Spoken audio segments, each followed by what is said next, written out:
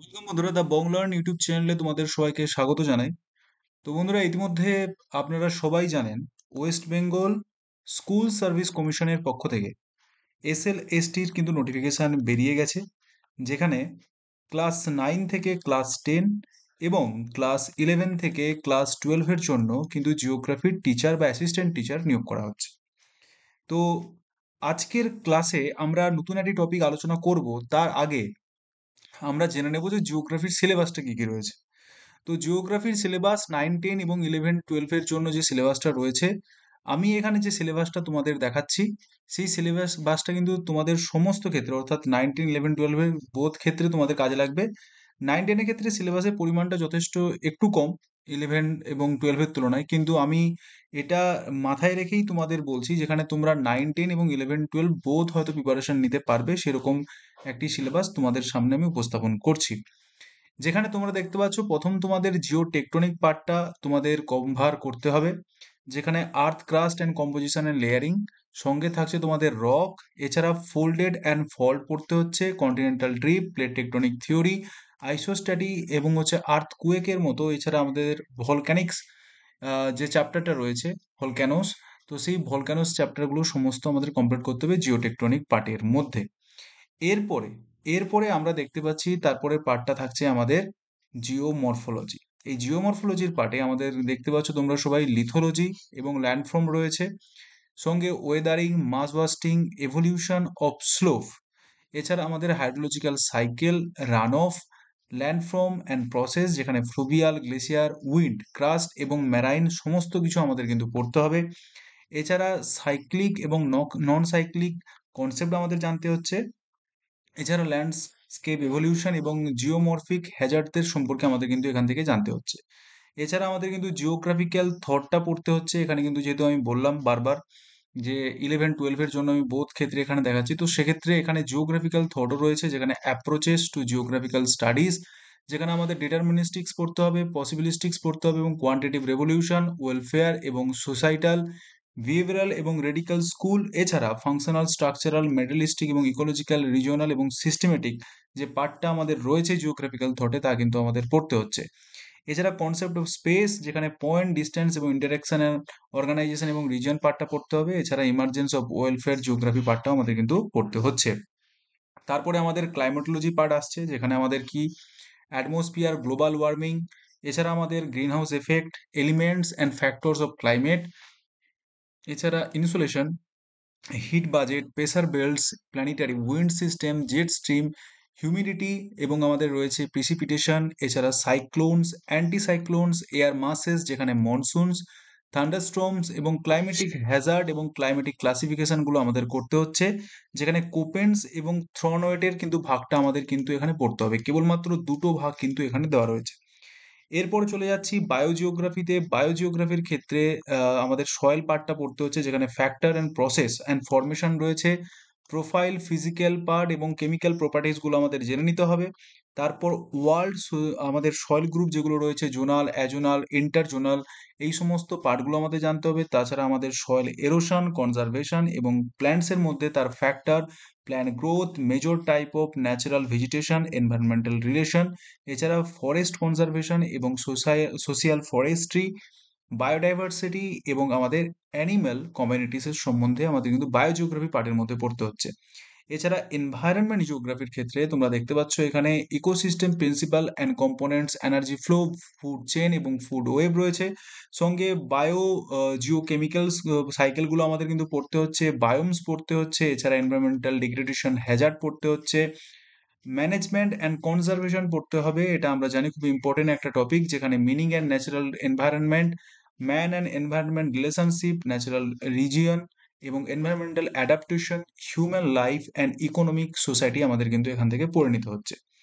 এছাড়া আমাদের economic geography থেকে এটা খুবই ইম্পর্টেন্ট, যার জন্য আমি তোমাদের বলছি, যেখানে ইকোনমিক জিওগ্রাফি থেকে কিন্তু আমাদের রিসোর্স পার্টটা পড়তে হচ্ছে, কনসেপ্ট এবং থিওরিজ, যেখানে আমরা জানি যে সমস্ত factor, process, classification, utilisation and process, technology এবং এনভায়রনমেন্টাল যে সমস্ত ফ্যাক্টরগুলো রয়েছে সেগুলো পড়তে হচ্ছে। ইকোনমিক্যাল রিসোর্সেস, যেখানে ক্লাসিফিকেশন এবং সিগনিফিকেন্সগুলো আমাদের পড়তে হবে। ফর্মস অ্যান্ড ইকোনমিক অ্যাক্টিভিটিস, সমস্ত কিছু আমাদের সেগুলো জানতে হবে। কম্পোনেন্টস, অফ রিসোর্সেস ইউটিলাইজেশন যেগুলো রয়েছে সেগুলো আমাদের জানতে হবে, ইন্ডাস্ট্রি, এগ্রিকালচার, জেনারেশন, সমস্ত কিছু পড়তে হচ্ছে। ইকোনমিক্যাল মডেলস, এই মডেলও কিন্তু আমাদের রয়েছে ইকোনমিক্যাল সিস্টেম মডেলের ক্ষেত্রে। এছাড়া theories of location, economic activities, ranking of world economics, WTO, এবং ইন্টারন্যাশনাল ট্রেড, ইকোনমিক্যাল ডিসপ্যারিটিস এবং সোশিয়াল ইনইকুয়ালিটি এবং sustainable development and impact of globalisation, এরকম পার্টগুলো কিন্তু সমস্ত কিছু পড়তে হবে। এরপরে আমাদের কিন্তু রয়েছে হিউম্যান জিওগ্রাফি। হিউম্যান জিওগ্রাফির মধ্যে রয়েছে population growth, distribution, occupational resources, এছাড়া characteristics, world human resources, theories, population growth, social wellbeings, food security, unemployment, work participations, সমস্ত কিছু আমাদের এখান থেকে জানতে হচ্ছে। এছাড়া দুটো পার্ট থাকছে আমাদের, regional and geography of India এবং কার্টোগ্রাফিক টেকনিক্স। এই সমস্ত পার্টের মধ্যে রয়েছে relief, drainage, climate, soil, forest পার্টটা আমাদের জানতে হচ্ছে। ইন্ডিয়ার পার্সপেক্টিভে কিন্তু আমাদের এগুলো সব পড়তে হবে, ওয়ার্ল্ডের পার্সপেক্টিভে কিন্তু নয়। ঠিক আছে, তো সমস্ত রিজিওনাল পার্টগুলো আমাদের কিন্তু এগ্রিকালচার, ইন্ডাস্ট্রি, সমস্ত পার্ট আমাদের কিন্তু দেখে নিতে হচ্ছে বেসড অন ইন্ডিয়া।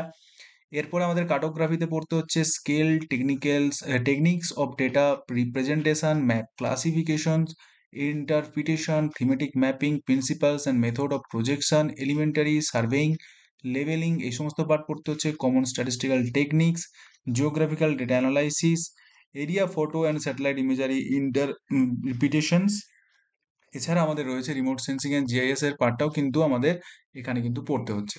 তো এটা মূলত যারা দুটোর ক্ষেত্রে, অর্থাৎ তোমরা ক্লাস 11 থেকে 12 এর জন্য প্রিপারেশন নিচ্ছ, তোমরা অবশ্যই এই সিলেবাসটা মাথায় রাখবে। সিলেবাসটা মনে হয় না যে চেঞ্জ হতে পারে, তবুও তোমরা মাথায় রাখবে। এছাড়া তোমাদের আমি আরেকটা সিলেবাস দেখিয়ে দিচ্ছি, যেটা তোমাদের মূলত 9-10 এর জন্য, যেখানে আমাদের একটু কম পড়তে হচ্ছে। যে সমস্ত পার্টগুলো আমরা দেখলাম সেখানে একটু বেশি পড়তে হচ্ছে, এখানে একটু কম পড়তে হবে।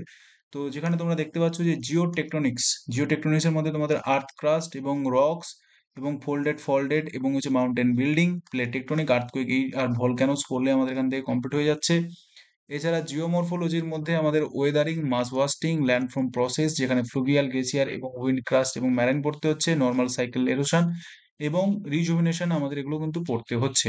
এছাড়া আদার্স কোনো পার্ট কিন্তু পড়তে হচ্ছে না যারা 9-10 এর জন্য প্রিপারেশন নিচ্ছ। এছাড়া তোমাদের এখানে ওশিয়ানোগ্রাফিক পার্টটা রয়েছে, যেখানে continental shelf and slope, ocean current, topography and ocean floor, ocean deposition, এছাড়া resources, ocean salinity, temperature and ocean water. এছাড়া আমাদের ক্লাইমেটোলজি পার্টের মধ্যে আমাদের কম্পোজিশন গুলো পড়ে নিতে হচ্ছে অ্যাটমসফিয়ারের। এছাড়া আমাদের এলিমেন্ট এবং ফ্যাক্টর অফ ক্লাইমেট পড়তে হচ্ছে। এছাড়া insolation, heat belts, pressure belts, planetary wind system এবং সাইক্লোনস এবং মনসুনের সম্বন্ধে আমাদের এখান থেকে জেনে নিতে হচ্ছে। এছাড়া বায়োজিওগ্রাফি থেকে সয়েলের পার্টটা রয়েছে এবং সয়েলের পার্টের সমস্ত কিছু পড়তে হবে, আর ডিটেলস আলোচনা করছি না। এছাড়া এনভায়রনমেন্টাল জিওগ্রাফির পার্টটা রয়েছে, সেখান থেকে আমাদের ইকোসিস্টেম এবং বায়ো জিওথার্মাল সাইকেল, এছাড়া অন্যান্য যে পার্টগুলো রয়েছে সেগুলো তোমরা এখান থেকে দেখে নিতে পারো। এরপরে আমাদের ইকোনমিক রিসোর্সের পার্টটা পড়তে হচ্ছে, কিন্তু সেটা আমাদের 11-12 থেকে একটু কম পড়তে হচ্ছে। তো ক্লাসিফিকেশন অ্যান্ড সিগনিফিকেন্স, এই সমস্ত পার্ট আমাদের কিন্তু দেখে নিতে হচ্ছে। এছাড়া ল্যাম্বারিং, ডেয়ারি ফার্মিং, ফিশিং, মাইনিং, এই সমস্ত পার্টগুলো আমাদের এখানে কভার করতে হবে। এছাড়া হিউম্যান রিসোর্সের ক্ষেত্রে population growth, distribution, age, composition, migration, occupational composition, এই সমস্ত পার্টগুলো দেখে নিতে হচ্ছে। এছাড়া আমাদের রিজিওনাল জিওগ্রাফির পার্টের মধ্যে ইন্ডিয়ার পার্সপেক্টিভও আমাদের পড়তে হবে, কিন্তু সিলেবাসটা ওটা থেকে একটু কম হবে। এছাড়া আমাদের স্ট্যাটিস্টিক্যাল পার্টটা, এই সমস্ত কিছু আমাদের জেনে নিতে হচ্ছে, যেখানে scale, cartographic representation, topographical map, map projection এবং স্ট্যাটিস্টিক্যাল টেকনিক জানতে হচ্ছে। যেখানে রিমোট সেন্সিং অ্যান্ড জিআইএস এর যে পার্টটা রয়েছে সেটা কিন্তু আমাদের এখানে পড়তে হচ্ছে না। তো আমাদের মূলত জিওগ্রাফির ব্যাচ কিন্তু শুরু হয়ে গেছে, যেখানে তোমরা ক্লাস 9 থেকে ক্লাস 10 এর প্রিপারেশন যারা নিতে চাইছো তাদের জন্য আলাদা একটা ব্যাচ রয়েছে, যেখানে তোমরা 4,999 টাকার বিনিময়ে তোমরা কিন্তু এই ব্যাচটা পারচেস করতে পারছো। এবং যারা যারা তোমরা ক্লাস 11 এবং 12 এর জন্য ব্যাচটা পারচেস করতে চাইছো তাদের জন্য বলে দেখি, এইটা সামান্য লিটল বিট 1,000 টাকা তোমাদের কিন্তু এখানে ফিসটা একটু বেশি লাগছে। তার বিনিময়ে তোমরা কিন্তু দুটো ব্যাচ কিন্তু পারচেস করতে পারো।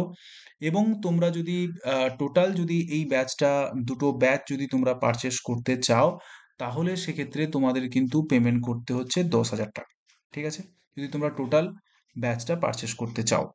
এছাড়া তোমাদের আরো অ্যাডমিশনের সম্বন্ধে যদি তোমাদের কোনো জিজ্ঞাসা থাকে, তো সেক্ষেত্রে তোমাদের 8159804721 এই নাম্বারে তোমরা কিন্তু যোগাযোগ করে দেখতে পারো। তো চলো, এরপরে আমরা কিন্তু ডিটেলস প্রথম টপিকটা আজকে আমরা কমপ্লিট করব, যেখানে আমরা দেখতে পাচ্ছি জিও টেকটনিক পার্টের মধ্যে, যেখানে আর্থ ক্রাস্ট কম্পোজিশন অ্যান্ড লেয়ারিং যে পার্টটা রয়েছে, এই পার্টটা আজকে আমরা ডিটেল ক্লাসটি করব।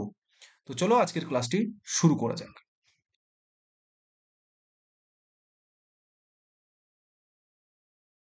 তো আমরা জানি আহ, আমাদের আজ থেকেই আমাদের কিন্তু ডাব্লিউবিএসএসসির পক্ষ থেকে যে এসএলএসটির যে প্রিপারেশনটা চলছিল, তার জন্য কিন্তু ফর্ম ফিল আপ, ঠিক আছে, ফর্ম ফিল আপ কিন্তু শুরু হয়ে গেছে। তো তোমরা অবশ্যই তোমরা সমস্ত ডকুমেন্টস নিয়ে খুব ঠান্ডা মাথায় সেই ফর্মটা তোমরা ফিল আপ করে নেবে।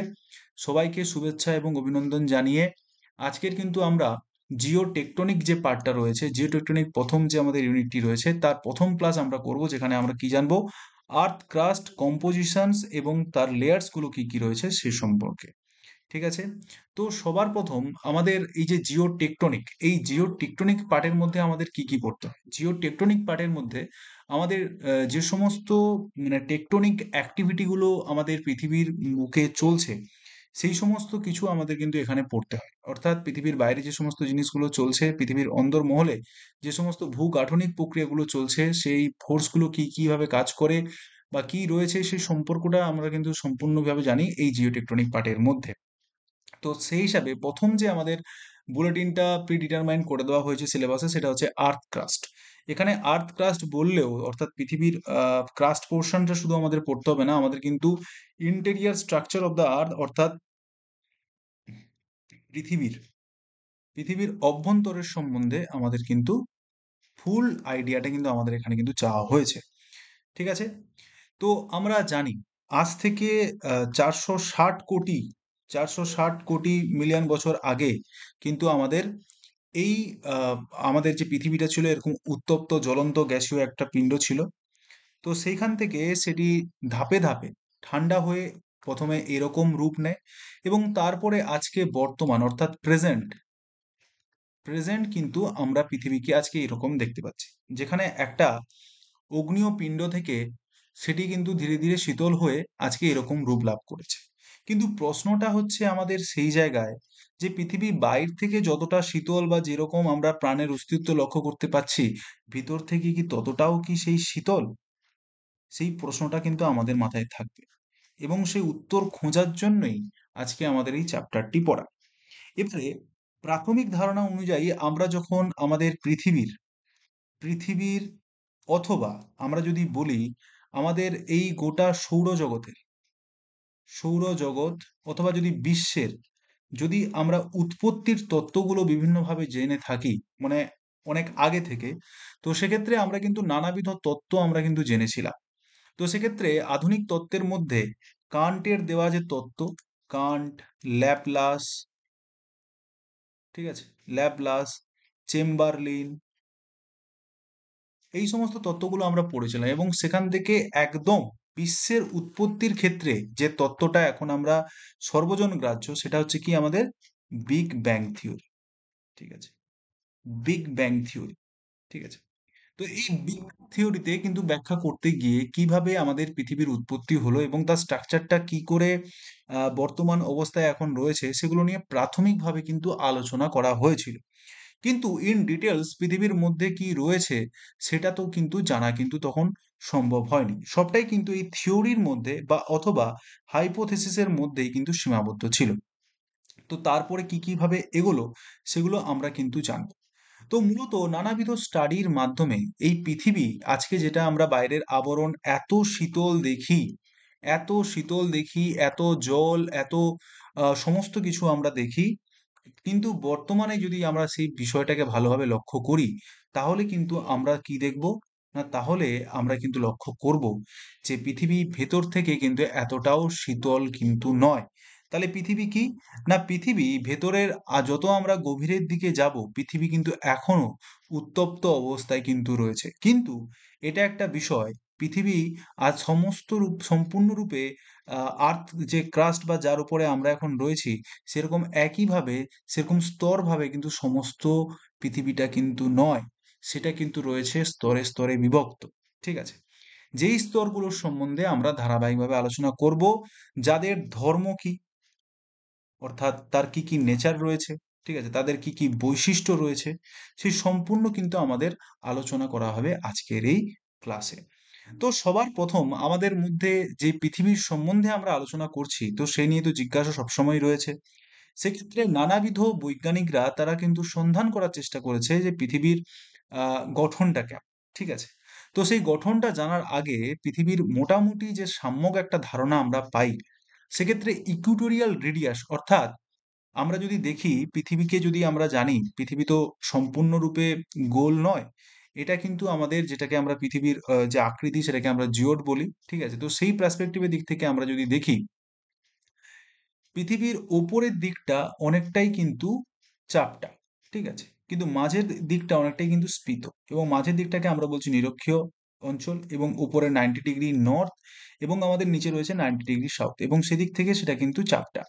তাহলে এরপর যদি আমি বলি তাহলে পৃথিবীর টোটাল রেডিয়াস কত, অর্থাৎ পৃথিবীর ব্যাস কত, তাহলে সেই ব্যাস বলতে গেলে যদি আমরা পোলার রিজিয়ন থেকে সেই ব্যাসটা দেখি, তাহলে সেই পোলার রিজিয়ন থেকে যদি আমরা ব্যাসটা দেখি তাহলে সেই ব্যাসটা দাঁড়াচ্ছে কত, 6356.752।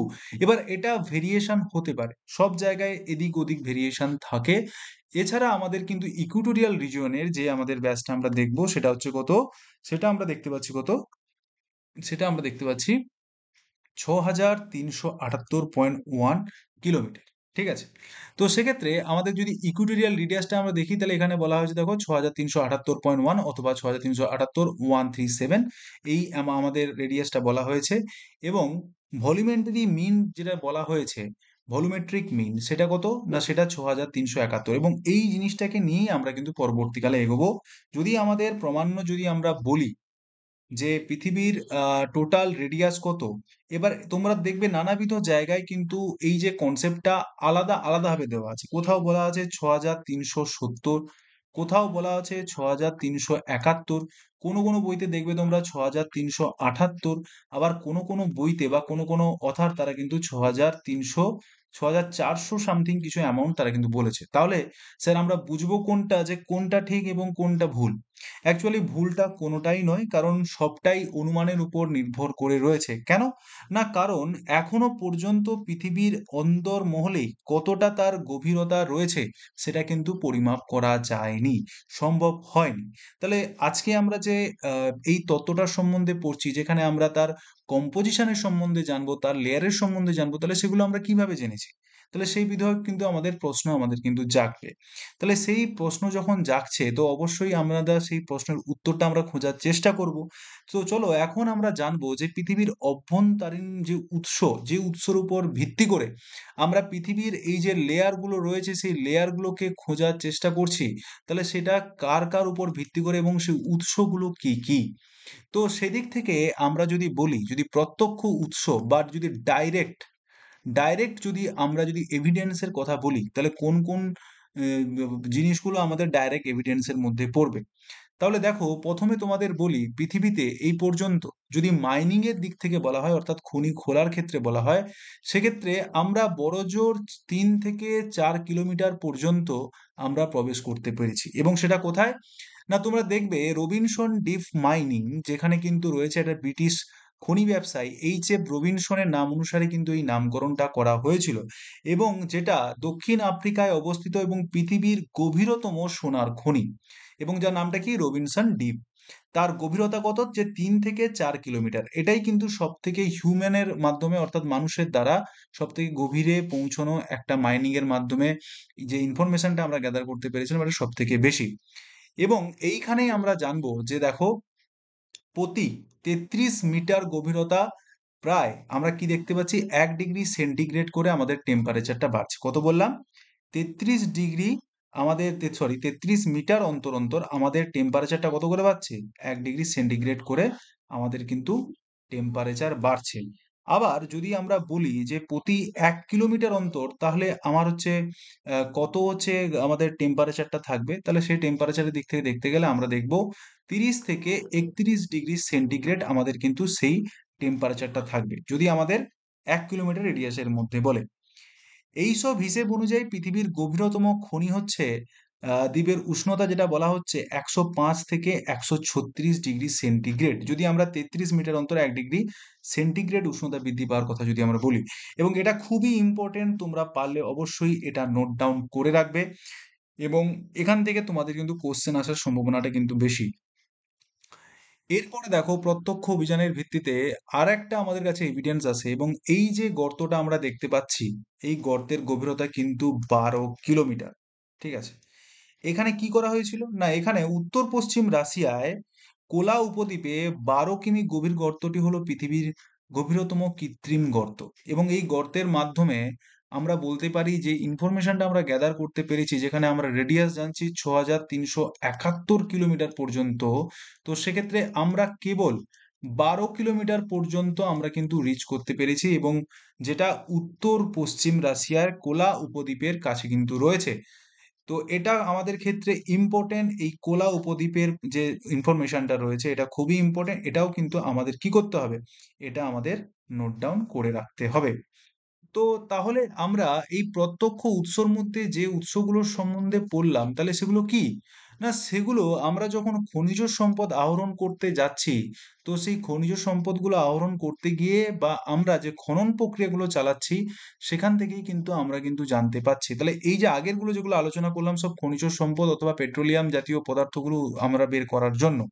তো সেক্ষেত্রে আমরা কিছুক্ষণ আগে জানলাম 3 থেকে 4 কিলোমিটার পর্যন্ত গভীরে দক্ষিণ আফ্রিকায় সোনার খনিগুলো থেকে আমরা আমরা কি করেছিলাম না, আমরা কিছু তথ্য পেয়েছিলাম, সেটা হিউম্যানের মাধ্যমে এই যে খনি উত্তোলন করার ক্ষেত্রে একটা বড়সড় একটা গর্তের সৃষ্টি। এবং তারপরে আমরা দেখলাম কি, আমরা দেখলাম উত্তর পশ্চিম রাশিয়ার কোলোয়া উপদ্বীপের ক্ষেত্রে 12 কিলোমিটার গর্তটি আমাদের কিন্তু এখানে রয়েছে, যেটা কৃত্রিম গর্ত হিসেবে কিন্তু বলা হয়, যেখানে আমাদের টোটাল গভীরতা যেটা রয়েছে বা ব্যাস যেটা রয়েছে 6300 আমাদের 71 বা 70 কিলোমিটার পর্যন্ত। ঠিক আছে, তো এখানে প্রশ্নটা হচ্ছে, তাহলে প্রত্যক্ষ উৎস বা ডাইরেক্ট যে আমাদের পৃথিবীর লেয়ারের সম্বন্ধে যে ইনফরমেশনটা, সেই ইনফরমেশনটা আমরা কি করে পাচ্ছি?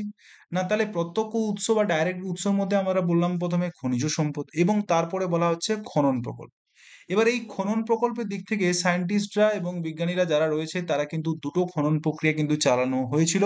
সেটা হচ্ছে ডিপ ওশান ড্রিলিং প্রকল্প, এই যে তোমাদের একটা ছবি এখানে কিন্তু দেখানো হয়েছে। এছাড়া ইন্টিগ্রেটেড ওশান ড্রিলিং প্রকল্প, এই দুটো প্রকল্প অবশ্যই আমাদের কিন্তু মাথায় রাখতে হবে। এটার মাধ্যমে কিন্তু আমরা কি করেছিলাম, যে পৃথিবীর অভ্যন্তরীণ ইনফরমেশন গুলো আমরা কালেক্ট করতে পেরেছিলাম। এরপরে আমাদের কি রয়েছে, আগ্নেয় অগ্নুৎপাত, অর্থাৎ যে ভলক্যানিক এরাপশন গুলো হয়, তাহলে সেখান থেকে যে আমাদের ম্যাগমা গুলো পরবর্তীকালে লাভা রূপে বেরিয়ে আসে।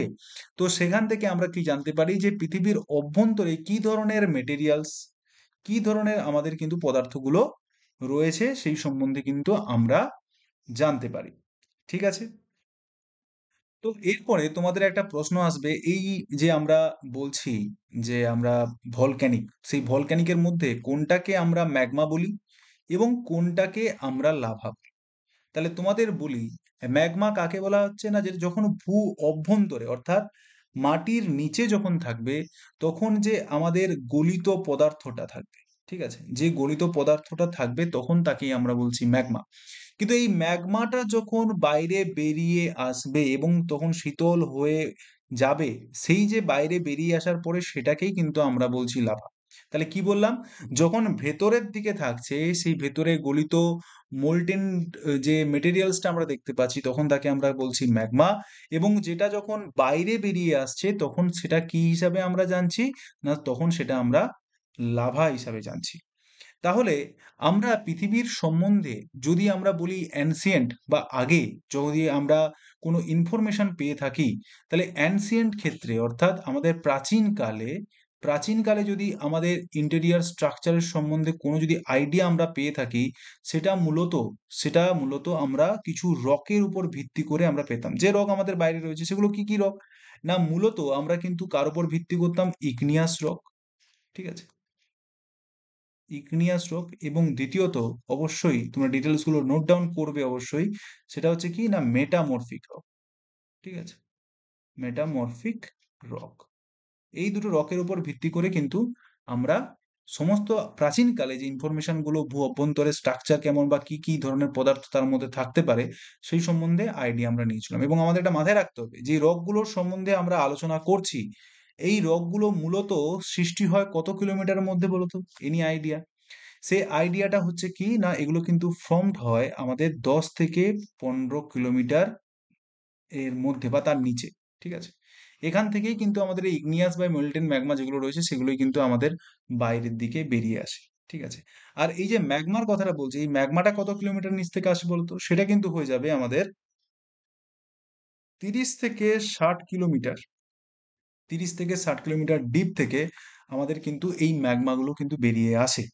ঠিক আছে? তাহলে সেই ম্যাগমাগুলো আমাদের বেরিয়ে আসে। তাহলে এগুলো তো আমরা জানলাম ডাইরেক্ট সোর্সের মধ্যে কি কি রয়েছে। তাহলে পরোক্ষ উৎস বা ইনডাইরেক্ট, ইনডাইরেক্ট সোর্সের মধ্যে আমরা তাহলে কি কি পড়ব? ইনডাইরেক্ট সোর্সের মধ্যে আমরা কি কি পড়বো? না, প্রথমে আমরা দেখছি তাপমাত্রা বা টেম্পারেচার। এবার এই টেম্পারেচারটা আমরা কিছুক্ষণ আগে পড়লাম, যেটা কি না 33 কিলোমিটার অন্তর আমাদের টেম্পারেচার 1 ডিগ্রি সেন্টিগ্রেড করে বাড়তে থাকছে।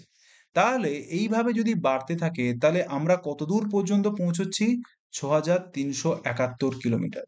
তাহলে সেক্ষেত্রে টেম্পারেচারটা অবশ্যই অনেক গুণ বেশি হবে, এই অনুমানটা আমরা অবশ্যই পাচ্ছি। তাহলে সেই জায়গায় আমরা জানি যে এভারেজ যে টেম্পারেচারটা সেটা বাড়ছে, সেটা কি না 33 কিলোমিটার, বা এটা 3200 কিলোমিটার, কিছু কিছু বইতে তোমরা পাবে 32 বা 33 কিলোমিটারের মধ্যে আমরা 1 ডিগ্রি সেন্টিগ্রেড, অথবা এটাকে যদি আমি ভালো কথায় বলি, 1000 ডিগ্রি ফুটে আমরা কত পাচ্ছি? 16 ডিগ্রি ফারেনহাইট। ঠিক আছে? এছাড়া আমরা কি বলবো, 100 ডিগ্রি ফারেনহাইট কততে বাড়ছে? 1 মাইলে।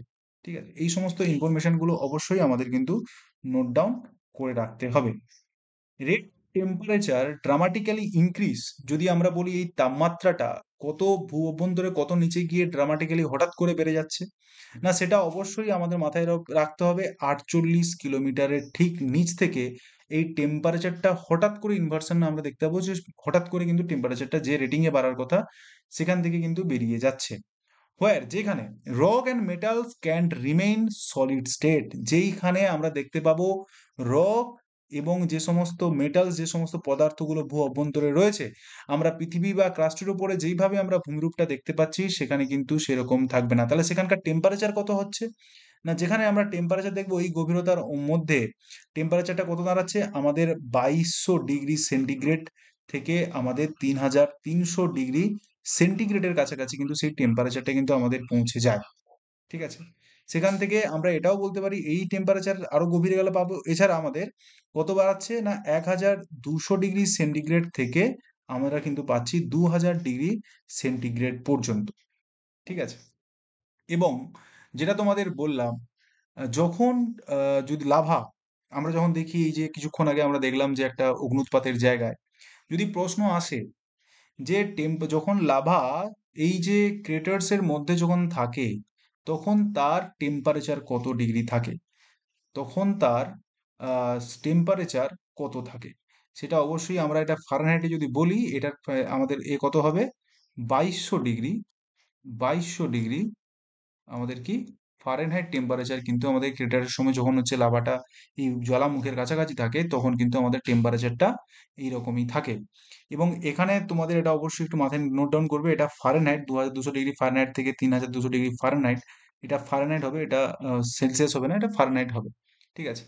তো এটা তো আমরা জানলাম যে টেম্পারেচারটা এইভাবে বাড়ছে। তাহলে এই টেম্পারেচারটা কেন বাড়ছে? কারণ আমরা জানছি যে পৃথিবী আস্তে আস্তে শীতল হচ্ছে। শীতল হলে উপরিপৃষ্ঠ, যেমন আমরা ডিমের খোসা দেখি বা যদি আমরা দুধ গরম করি তাহলে আমরা কি দেখি? উপরের অংশটা হালকা হালকা সরের মতো পড়ছে। তো উপরের অংশটা আমাদের শক্ত হলেও নিচের অংশটা কিন্তু এখন উত্তপ্ত অবস্থায় রয়েছে। এবং সঙ্গে সঙ্গে আমরা যদি পৃথিবীর চাপ অনুভব করি, তাহলে চাপের ক্ষেত্রে আমরা কি বলবো? না, চাপের ক্ষেত্রে আমরা যদি দেখি যে 1500 মাইলের ক্ষেত্রে আমাদের কিন্তু 1 মিলিয়ন, 1 মিলিয়ন আমাদের অ্যাটমসফিয়ারিক প্রেসার কিন্তু কাজ করে। তো সেক্ষেত্রে যদি আমরা সেন্টারে গিয়ে পৌঁছাই, সেন্টার অর্থাৎ কেন্দ্রতে গিয়ে যখন পৌঁছাবো, সেই আমাদের টেম্পারেচারটা কত হয়ে যাবে? না 3.5 মিলিয়ন অ্যাটমসফিয়ারিক প্রেসার রেট কিন্তু আমাদের ওইখানে কিন্তু পড়বে। ঠিক আছে? তো এই সমস্ত জিনিস দেখে, এবং এছাড়া আমরা দেখবো কি ঘনত্ব। এবার ঘনত্বের দিক থেকে আমরা যদি বলি যে তোমরা যদি কোনো একটা পাত্রে, ভারী পাত্রে যদি আমরা দেখি, সবসময় ভারী পদার্থটা নিচে গিয়ে আমাদের কি হয়? সেই সাবস্টেন্সটা গিয়ে পড়ে। তার উপরে তার হালকা, তার উপরে সেই হালকা। তাহলে হালকা থেকে হালকা জাতীয় পদার্থগুলো উপরের দিকে থাকে। তাহলে পৃথিবীর ক্ষেত্রেও সেম নিয়ম। পৃথিবী, যে পৃথিবী রয়েছে, পৃথিবীর সেন্টারে আমরা দেখতে পাবো সবথেকে কঠিন পদার্থটা আমাদের পৃথিবীর অভ্যন্তরে রয়েছে, এবং যত লেয়ার বাড়ছে তাহলে নিচের লেয়ার থেকে উপরের কি হবে, ডেনসিটিটা একটু কম হবে। ঠিক আছে, তার উপরে কি আরো ডেনসিটি কম হবে। ঠিক আছে, আর এই যে ডেনসিটিটা বলতে আমরা কিসে বোঝাবো, কিউতে বোঝাবো। ঠিক আছে, সেন্টিমিটার কিউ। অর্থাৎ একটা পাত্রে, একটা পাত্রে যদি আমরা আমরা যদি এই বক্সে 1 সেন্টিমিটার করে একটা বক্সে যদি আমরা কোনো মানে পদার্থ রাখি, তার অণুগুলো কতটা কাছাকাছি অবস্থান করছে তার উপর নির্ভর করে তার হচ্ছে ঘনত্ব নির্মাণ করা হয়। তো সেক্ষেত্রে আমরা পৃথিবীর যে ঘনত্ব আমরা লক্ষ্য করব, আমরা যদি ঘনত্ব লক্ষ্য করি লেয়ার ওয়াইজ, তাহলে সেক্ষেত্রে আমরা কি কি দেখব না, পৃথিবীর ঘনত্ব ক্রাস্ট থেকে যত আমরা অভ্যন্তরে যাব, পৃথিবীর ঘনত্ব কিন্তু আস্তে আস্তে বদলাতে থাকবে। কিরকম বদলাবে না, পৃথিবীর ঘনত্বটা আমরা দেখব যে ক্রাস্ট অঞ্চলের ক্ষেত্রে যতটা রয়েছে সেই ডেনসিটি কিন্তু নিচ পর্যন্ত নেই। তো সেক্ষেত্রে তোমাদের বলে রাখি, আমাদের গোটা পৃথিবীর যে এভারেজ, আমাদের গোটা পৃথিবীর এভারেজ যে আমাদের টেম্পারেচারটা ধরা হয়, আমাদের গোটা পৃথিবীর এভারেজ যে আমাদের সরি আমাদের ডেনসিটিটা ধরা হয় সেটা কত না, 5.5 গ্রামস। অবশ্যই এটা মাথায় রাখতে হবে, 5.5 গ্রামস পার কি কিউবিক সেন্টিমিটার। ঠিক আছে, সেন্টিমিটার কিউব হিসেবে আমরা কিন্তু সেটাকে প্রচার করি। এটা খুবই ইম্পর্টেন্ট। যদি পৃথিবীর এভারেজ আমাদের যদি বলে ডেনসিটি কত, তাহলে অবশ্যই আমাদের কিন্তু সেটা বলতে হবে। ঠিক আছে, এরপরে লেয়ার ভিত্তিতে আমরা দেখতে পাবো কি, পৃথিবীর লেয়ারের ভিত্তিতে, অর্থাৎ যতগুলো লেয়ার রয়েছে সেই লেয়ারের ভিত্তিতে আমরা কিন্তু আলাদা আলাদা তার ভর কেন্দ্রগুলোর সম্বন্ধে আমরা আইডিয়া নেব। তাহলে এর ভিত্তিতে পৃথিবীর টেম্পারেচার, পৃথিবীর চাপ এবং পৃথিবীর ঘনত্বের ভিত্তিতে আমরা কি করলাম না, কতগুলো লেয়ারে ভাগ করলাম পৃথিবীকে। এছাড়া কি না, ভূকম্পীয় তরঙ্গ। ভূকম্পীয় তরঙ্গ বলতে আমরা কি বুঝি না, ভূমিকম্পের ফলে যে তরঙ্গ উৎপন্ন হয়, সেই তরঙ্গের উৎপন্নের ফলে সেই তরঙ্গের যে মুভমেন্ট, সেক্ষেত্রে আমরা জানি পি ওয়েভ হয়, এস ওয়েভ হয়, এল ওয়েভ হয়। তাহলে এই তরঙ্গগুলোর উৎপত্তির ফলে এবং তার যে বিস্তার, সেই বিস্তারের উপর ভিত্তি করেও কিন্তু আমরা পৃথিবীর সম্পর্কে জানতে পারি। এছাড়া গ্র্যাভিটেশনাল ফোর্স অনুযায়ী আমরা জানি পৃথিবীর অভ্যন্তরে ভারী মেটেরিয়ালস গুলো থাকবে এবং বাইরে হালকা মেটেরিয়ালস গুলো থাকবে। চুম্বকীয় জরিপ এবং উল্কাপিণ্ড, উল্কাপিণ্ড বলতে সেই জিনিসটাকে বোঝাচ্ছে পৃথিবীর সঙ্গে বা পৃথিবীর সামঞ্জস্য বিধান করে এমন কোনো উল্কা, তাদের গঠন কিরকম রয়েছে সেই সেম, অবশ্যই মাথায় রাখতে হবে সেই সেম বা একই পরিমাণের মানে একই কম্বিনেশনে গঠিত যে উল্কাপিণ্ডগুলো রয়েছে, তাদেরকে মেজারমেন্ট করে যখন পৃথিবীর অভ্যন্তরের সম্বন্ধে আমরা জানছি, সেটাও কিন্তু আমাদের পরোক্ষ উৎস হিসেবে গণ্য করা হবে। কি বললাম, বোঝা গেছে? তাহলে তোমাদের পরীক্ষায় যদি এবারে পড়ে যে আমাদের ডাইরেক্ট বা প্রত্যক্ষ উৎসগুলো কি কি, সেগুলো আমরা জানতে পারলাম। এবং যদি আমাদের বলে যে পরোক্ষ উৎসগুলো কি কি, সেগুলোর সম্বন্ধেও কিন্তু আমরা জানতে পারলাম। এরপর যেটা আমাদের খুবই ইম্পর্টেন্ট এবং যেটা আমাদের জানতে হবে সেটা হচ্ছে কি, আমাদের এই যে ভূত্বক, আমরা জানি ভূত্বকে নানান ধরনের রকস রয়েছে। আমরা সবাই পড়েছি আমাদের ইউজি এবং পিজির ক্ষেত্রে। তাহলে এই যে রক রয়েছে, এই রকগুলো কি দ্বারা গঠিত না, মিনারেলস। এবং এই মিনারেলস গুলো কি কি দ্বারা গঠিত না, নানাবিধ এলিমেন্টস এর দ্বারা গঠিত। সেই এলিমেন্টস গুলো আমাদের পৃথিবীতে রয়েছে। তাহলে পৃথিবীতে বায়ুমণ্ডলে যতটা পরিমাণে আমাদের অক্সিজেন রয়েছে, তার থেকেও বেশি অক্সিজেন আমরা কোথায় দেখতে পাবো না, বেশি অক্সিজেন আমরা কিন্তু দেখতে পাবো আমাদের ল্যান্ডে। ঠিক আছে, কি বলা হয়েছে এখানে, অক্সিজেনের পরিমাণটা কত, 46.6% অথবা 47% কিন্তু আমরা বলতে পারি। এটা খুবই ইম্পর্টেন্ট পরীক্ষার পার্সপেক্টিভে, সেক্ষেত্রে অবশ্যই আমাদের কিন্তু এটা মাথায় রাখতে হবে। এবং তারপরে তারপরে যদি কোনো আমাদের এলিমেন্ট রয়েছে গোটা পৃথিবীর আর্থ ক্রাস্টের মধ্যে, তাহলে সেটা হচ্ছে কি আমাদের সিলিকন। ঠিক আছে, এখানে কিন্তু কেবলমাত্র আমি ভূত্বকের আলোচনা করছি।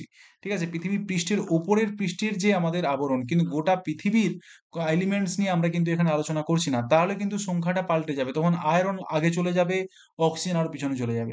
আমরা কেবল আলোচনা করছি এই ভূত্বকের দিক থেকে।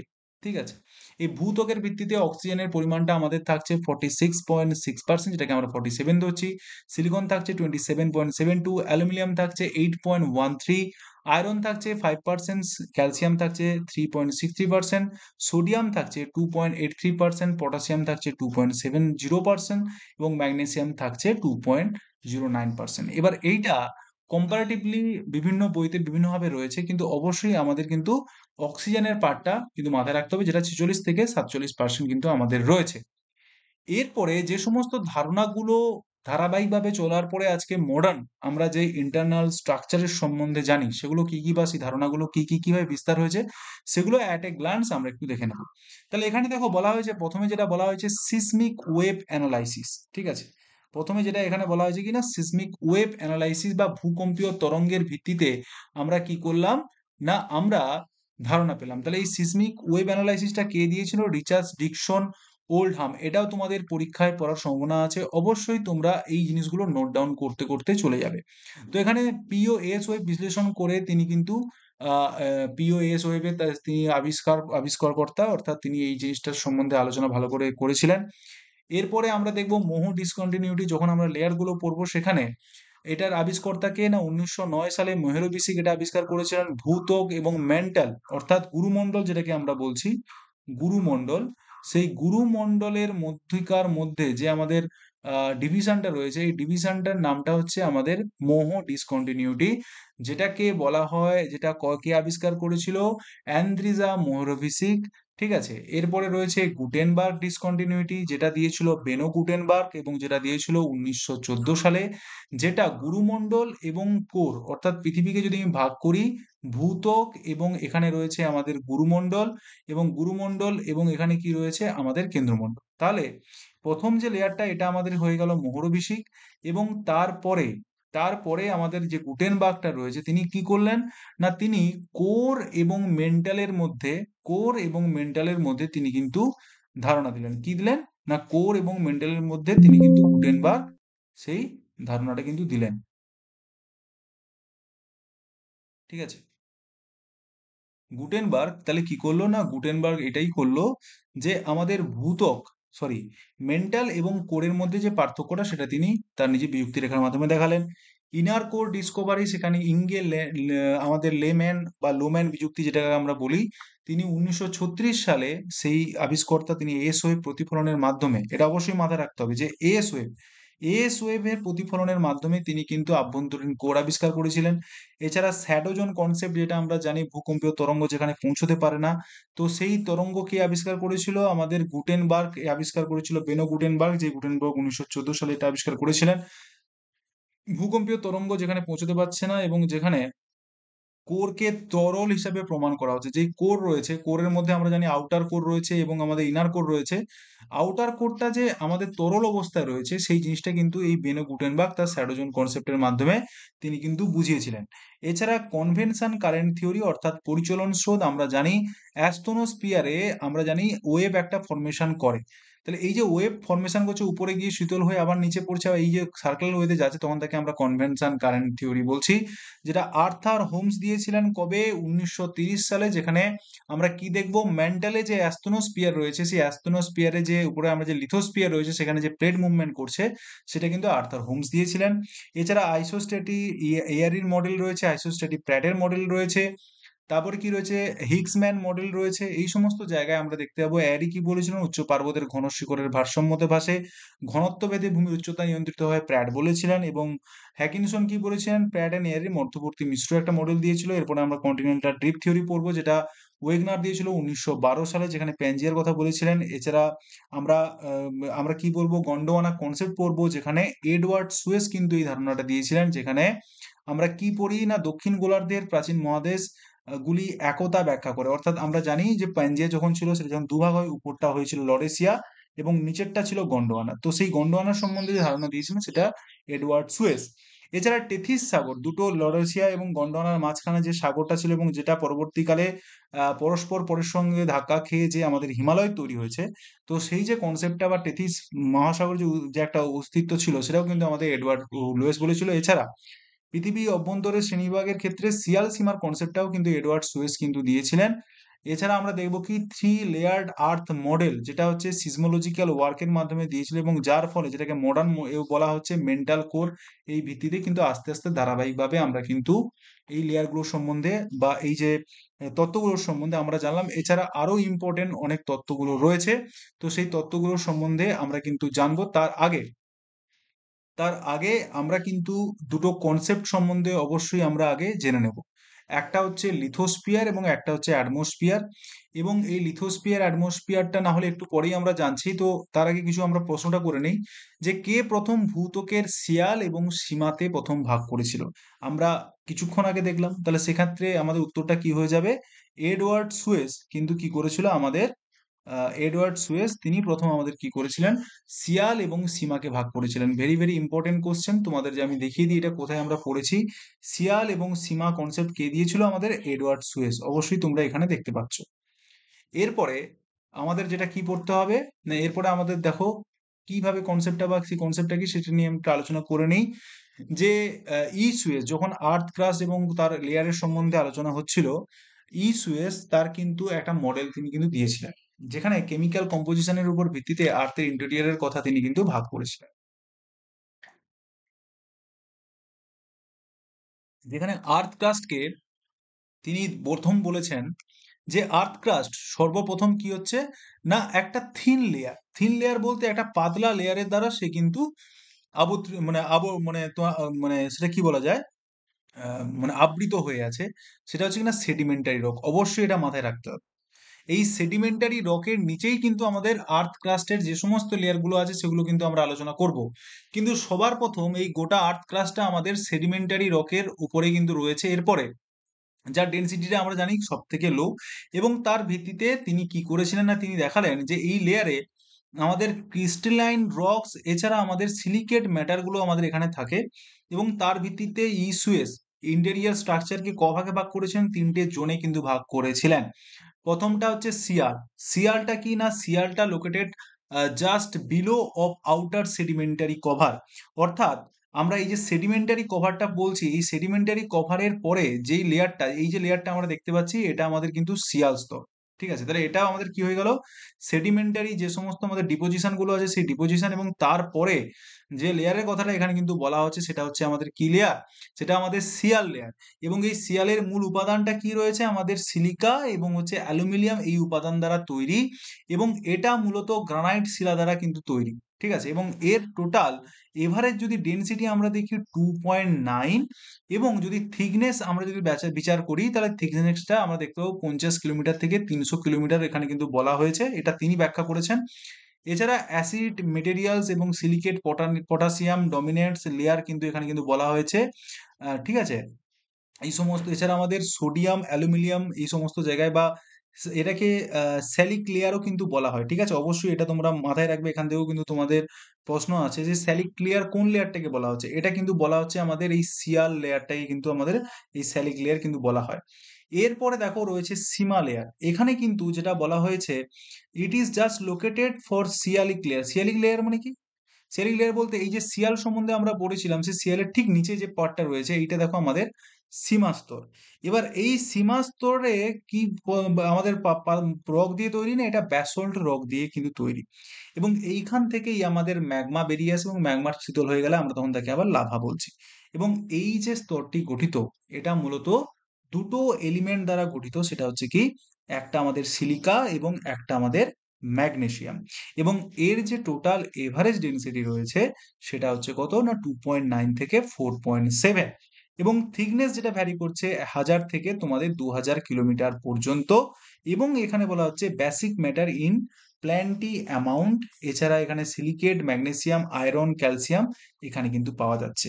এর পরের যে লেয়ারটাকে তিনি ভাগ করেছেন সেটা নিফে, অর্থাৎ এখানে নিকেল এবং আমাদের ফেরাস অর্থাৎ আয়রন, এই দুটো যে পদার্থ এখানে কিন্তু বেশি কম্পোজিশনের কথা এখানে বেশি পাওয়া যাচ্ছে। তো এই জিনিস এই কারণে একে নিফেল লেয়ার বলা হচ্ছে। তাহলে প্রথমে হলো সীমা, সীমার সরি প্রথমে সিয়াল, তার নিচে আছে সীমা, এবং সীমার নিচে রয়েছে আমাদের এই নিফে স্তরটি। ঠিক আছে, এবং যার ডেনসিটি আমরা কত দেখবো, না যার ডেনসিটি আমরা দেখবো 11, এবং যার গভীরতা দেখো কোনো কোনো বইতে ডিফারেন্ট ডিফারেন্ট কিন্তু থাকতেই পারে। এরিয়র সুয়েসের মধ্যে সেটা কিন্তু 6880 কিলোমিটার।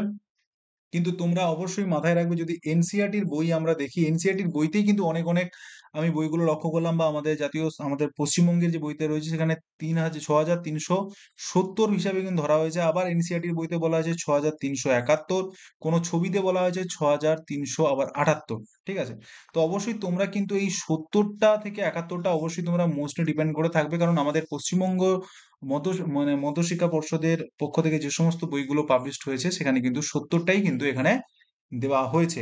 এবং এখানে দেখো, এখানে বলা হয়েছে টোটাল 6880 কিলোমিটার ডায়ামিটার এখানে কিন্তু রয়েছে, প্রেজেন্স অফ আয়রন এবং ফেরাস, এবং হচ্ছে বলা হয়েছে কি না আমাদের ম্যাগনেটিক প্রপার্টিজ রয়েছে ইন্টেরিয়ার আর্থের ক্ষেত্রে, অর্থাৎ নিফে যে লেয়ারটা রয়েছে এই নিফে লেয়ারের মধ্যে এই ম্যাগনেটিক প্রপার্টিজ গুলো কিন্তু আমরা লক্ষ্য করতে পাচ্ছি।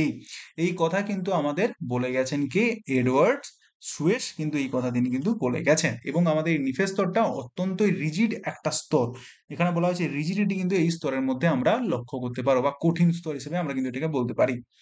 তাহলে এই এতক্ষণ আমরা যা পড়লাম তার ভিত্তিতে ভূত্বক, এই যে ভূত্বক রয়েছে, ভূত্বক এবং আমাদের গুরুমণ্ডলের মাঝখানে যে আমাদের বিযুক্তি রেখাটা আছে, বা বিযুক্তি বা আমাদের যে ডিসকন্টিনিউটি রেখাটা রয়েছে সেটা কোনটা? তাহলে একটা হচ্ছে আমাদের গুটেনবার্গ, একটা হচ্ছে মোহু, একটা লেমান, এবং একটা হচ্ছে অ্যাস্তনোস্ফিয়ার। তাহলে সঠিক উত্তরটা কি হবে? না, সঠিক উত্তরটা এখান থেকে আমরা নির্বাচন অবশ্যই আমরা এখন করে নিতে পারবো, সেটা হচ্ছে কি মোহো ডিসকন্টিনিউটি।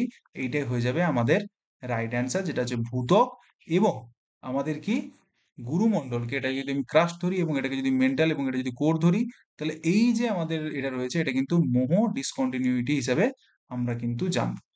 এরপরে দেখো, ভূকম্প তরঙ্গ বিশ্লেষণের মাধ্যমে পৃথিবীর অভ্যন্তরের সম্পর্কে প্রথম তথ্য পাওয়া যায় কার মাধ্যমে?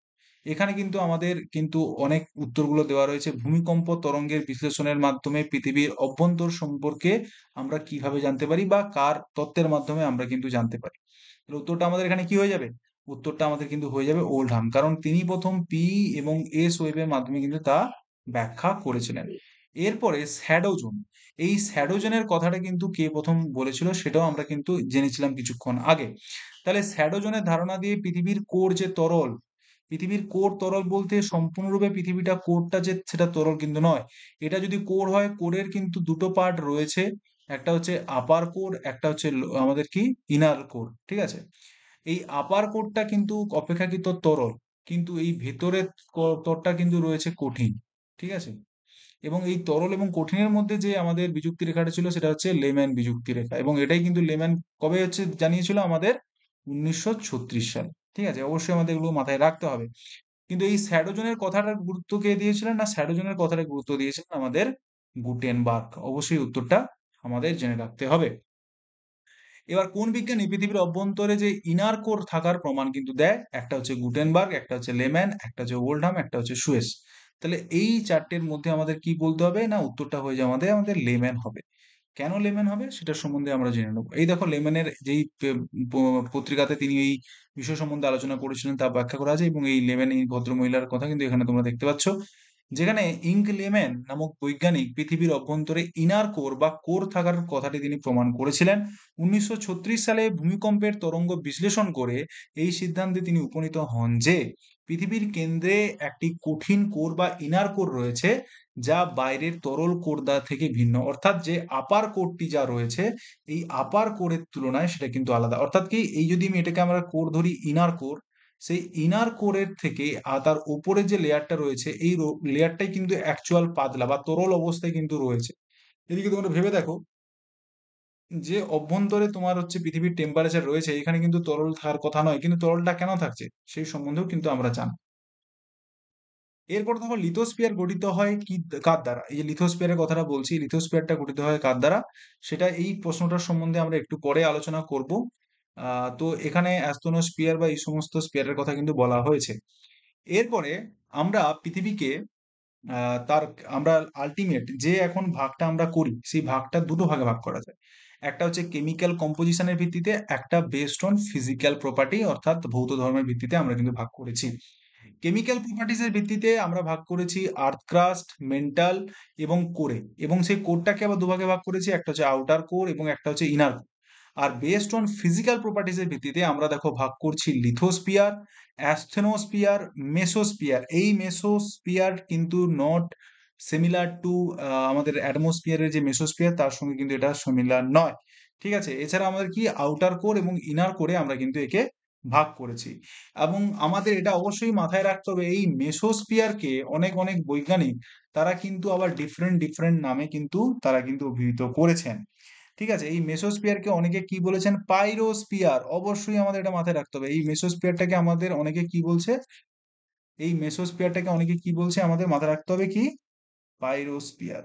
ঠিক আছে, পাইরোস্পিয়ার। এবং আমাদের এই মেসোস্পিয়ার যে বা যেটাকে আমরা পাইরোস্পিয়ার বলছি, এবং এই মেসোস্পিয়ারের ঠিক নিচ পোর্শনটা অর্থাৎ কোর পর্যন্ত যে পোর্শনটা রয়েছে, যেটাকে আমরা আউটার কোর এবং ইনার কোর বলছি, সেটাকে আমরা কি হিসাবে জানছি? না, সেটাকে আমরা জানছি ব্যারিস্পিয়ার। এটা কিন্তু অনেকেই কম মানে আলোচনা হয় অনেক বইতে। ঠিক আছে, তো এটাকে আমরা কি বলছি? এটাকে আমরা বলছি ব্যারিস্পিয়ার। তাহলে এটাকে বলছি পাইরোস্পিয়ার বা মেসোস্পিয়ার। যেটা আমরা কার পরে বলছি? না, অ্যাস্টোনোস্পিয়ারটা যেখানে শেষ হচ্ছে সেখান থেকে কিন্তু এই মেসোস্পিয়ারটা শুরু হচ্ছে, এবং মেসোস্পিয়ারকে আবার অনেকে আবার পাইরোস্পিয়ারও বলছে। এবং যেখানে এই মেন্টালের জায়গাটা শেষ হচ্ছে, সেই মেন্টাল বা গুরু মন্ডলের কাছাকাছি তার পরের পোর্শনটাকে এটা কিন্তু ব্যারিস্পিয়ার বলা হচ্ছে। এবং কেমিক্যাল এবং ইন্টারনাল প্রপার্টিজের ভিত্তিতে আমরা এইভাবে পৃথিবীকে ভাগ করে রাখছি। এরপরে আমরা কি জানবো? আমরা জানবো যে কন্টিনিউটিস গুলো কি কি রয়েছে। এটা খুবই ইম্পর্টেন্ট, অবশ্যই তোমরা এটা মাথায় রাখবে। আগেও আলোচনা করেছি, এখানে একটু আলোচনা করে দিচ্ছি ভালো করে। যদি আমরা পৃথিবীর আর্থক্রাস্টকে লম্বালম্বি ভাবে আমরা সিসমোলজি অর্থাৎ ভূকম্পীয় তরঙ্গের ভিত্তিতে যদি ভাগ করে থাকি, বা বর্তমানে যে আমরা এই স্ট্রাকচারটা পাচ্ছি, অবশ্যই এটা মাথায় রাখতে হবে, এটা কিন্তু ভূকম্পীয় ভূকম্পীয় তরঙ্গের তরঙ্গের যে তোমার মাপকাঠি রয়েছে, সেই তরঙ্গের প্রবাহমানতার উপর ভিত্তি করে আমরা কিন্তু এটাকে ভাগ করেছি। তাহলে প্রথম যে আমরা যেটা বলছি সেটা হচ্ছে কি না, আর্থ ক্রাস্ট। আর্থ ক্রাস্টটা হচ্ছে কি না, আর্থ ক্রাস্টটা আমাদের দুটো ভাগে রয়েছে আমরা জানি। সেটা একটা হচ্ছে আমাদের কি না, মহাদেশীয় মহাদেশীয় স্তর একটা রয়েছে, আর একটা হচ্ছে কি মহাসাগরীয় স্তর রয়েছে। তো তার ভিত্তিতে এই যে মহাদেশীয় বা মহাসাগরীয় স্তরটাকে যে আমরা ভাগ করছি, যে ডিসকন্টিনিউটির মাধ্যমে ভাগ করছি, সেটা হয়ে যাবে আমাদের কি না, কনরাড ডিসকন্টিনিউটি। তাহলে কনরাড ডিসকন্টিনিউটি আমাদের কি ভাগ করছে? না, ভাগ করছে আমাদের সিয়াল এবং সীমা কে আমরা যে বিযুক্তি রেখা দ্বারা বিয়োগ করছি, তখন তাকে আমরা কি বলছি? কনরাড কনরাড বিযুক্তি। ঠিক আছে, এরপরে আমরা বললাম যে আমাদের আর্থ ক্রাস্ট, আমরা ক্রাস্টকে দুভাগে ভাগ করছি, এটা শিয়াল এবং সীমা বাটে। এবার এই আর্থ ক্রাস্ট এবং মেন্টালের মধ্যে যে আমাদের ডিসকন্টিনিউটি যিনি বের করেছিলেন 1909 সালে, মোহর অভিষেক, তিনি হচ্ছে, তার নাম অনুসারে এই মোহর অভিষেক ডিসকন্টিনিউটি হয়েছে। তো সেটা অবশ্যই আমাদের মাথায় রাখতে হবে। এরপরে রেপিতি ডিসকন্টিনিউটি বলতে আমাদের যে আউটার মেন্টাল, এই যে অর্থাৎ এইখান থেকে এতটা পর্যন্ত আমাদের কি রয়েছে না, মেন্টাল।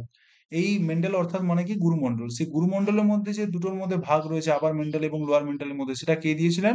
না, সেটা রেপিদি কিন্তু দিয়েছিলেন, তার নাম অনুসারে কিন্তু রেপিদি ডিসকন্টিনিউটি হয়েছে। এরপরে গুটেনবার্গ কি করেছেন? গুটেনবার্গ টোটাল এই যে ম্যান্টেল রয়েছে, এই ম্যান্টেলের সঙ্গে আমাদের কি করেছে, আমাদের এই যে কোর রয়েছে, আউটার কোরের উপর পোর্শন পর্যন্ত যে লেয়ারটা আমাদের রয়েছে, সেটা কিন্তু গুটেনবার্গ দিয়েছে। এবং আউটার কোর এবং ইনার কোর, যেটাকে আমরা টোটাল, এটা অবশ্যই মাথায় রাখবে, আউটার কোর এবং ইনার কোরে যদি কোন কোন মেটেরিয়ালস দ্বারা তৈরি, সেটা হচ্ছে নিফে মেটেরিয়ালস দ্বারা তৈরি, অবশ্যই, বা নিকেল এবং ফেরাস দ্বারা। তো এই যে দুটো স্তর রয়েছে, সেটাকে কে ভাগ করছে? আমাদের লুমেন ডিসকন্টিনিউটির মাধ্যমে আমরা কিন্তু এটা ভাগ করা হয়েছে। সেটা কি কি? না, আউটার কোর এবং ইনার কোর। ঠিক আছে, আই থিঙ্ক আর্থ ডিসকন্টিনিউটি নিয়ে আর কারো কোনো প্রশ্ন থাকবে না।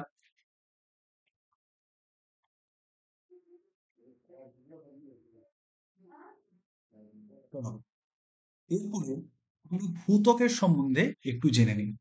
দেখো, পৃথিবীর যে আমাদের টোটাল নানাবিধ থিওরি রয়েছে বা তত্ত্বগুলো রয়েছে, সেই তত্ত্ব অনুযায়ী বিভিন্ন বিজ্ঞানীরা বিভিন্নভাবে প্রথমে কিন্তু তারা নিজেদের ভাগগুলো করেছেন।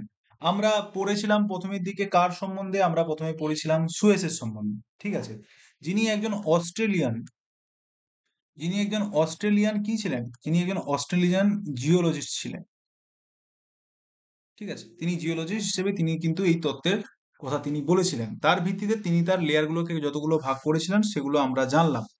এরপরে আরেকজনের যারা প্রাথমিক ধারণাগুলো দিয়েছিল, সেগুলোর সম্বন্ধে আমরা একটু জেনে নেব। যদি পরীক্ষার পার্সপেক্টিভের দিক থেকে এতটা গুরুত্বপূর্ণ না হলে আমরা একটু জেনে নেব। সেটা হচ্ছে কি না, সেটা হচ্ছে আমাদের হোমস। ঠিক আছে, কার দ্বারা? না, হোমস। হোমস কি বলেছিলেন, সাজেস্ট দ্যাট ইনস্টেড অফ শিয়াল প্লাস সীমা, অর্থাৎ শিয়াল সীমাকে নিয়ে তিনি একটা স্তর বলেছেন এবং সেই স্ট্রাকচারটা আমি তোমাদের এখানে দিচ্ছি। তিনি একটা স্তরকে বলেছেন শিয়াল এবং একটা স্তরকে তিনি বলেছেন সীমা। ঠিক আছে, এবার শিয়ালটা কি, না শিয়ালটাকে বলছে, যেটা বলছে আমরা আপার ক্রাস্ট, আপার লেয়ার যেটা রয়েছে, আপার লেয়ার বা আপার ক্রাস্ট যেটা বলছি। তারপরে উনি বলেছেন intermediate, intermediate sorry intermediate intermediate layer, আর নিচে রয়েছে আমাদের লোয়ার লেয়ার। ঠিক আছে, এবারে আপার যে পার্টটা রয়েছে এবং ইন্টারমিডিয়েট ক্রাস্ট মানে যে লেয়ারটা রয়েছে, এই আপার লেয়ার এবং ইন্টারমিডিয়েট লেয়ারটাকে নিয়ে তিনি বলেছেন ক্রাস্ট, এবং যেই এবং এই আপার লেয়ারটাকেই তিনি বলছেন আবার শিয়াল। আবার ইন্টারমিডিয়েট লেয়ার এবং লোয়ার লেয়ারটা যেটা রয়েছে সেটাকে তিনি কিন্তু সীমা বলছেন, এবং এইটাকে, এই ইন্টারমিডিয়েট লেয়ার এবং লোয়ার লেয়ারের মধ্যে এই লোয়ার লেয়ারটাকে তিনি আবার কি বলছেন, সাবস্ট্রাম। ঠিক আছে, সাবস্ট্রেটাম বা সাবস্ট্রেটাম আমরা কিন্তু বলতে পারছি।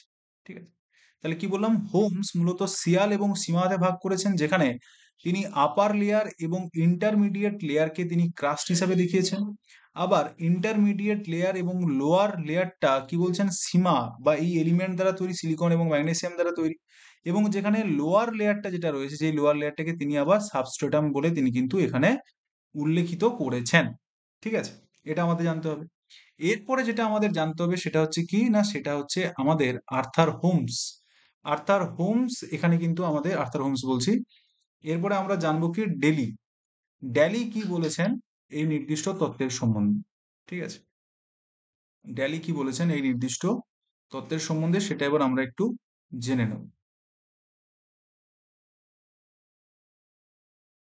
দেখো, অ্যাকর্ডিং টু ডেলি, কার দ্বারা, না 3 নম্বর যে ব্যক্তিটার সম্বন্ধে আমরা এখন জানছি তিনি কে, না তিনি হলেন আমাদের অ্যাকর্ডিং টু ডেলি,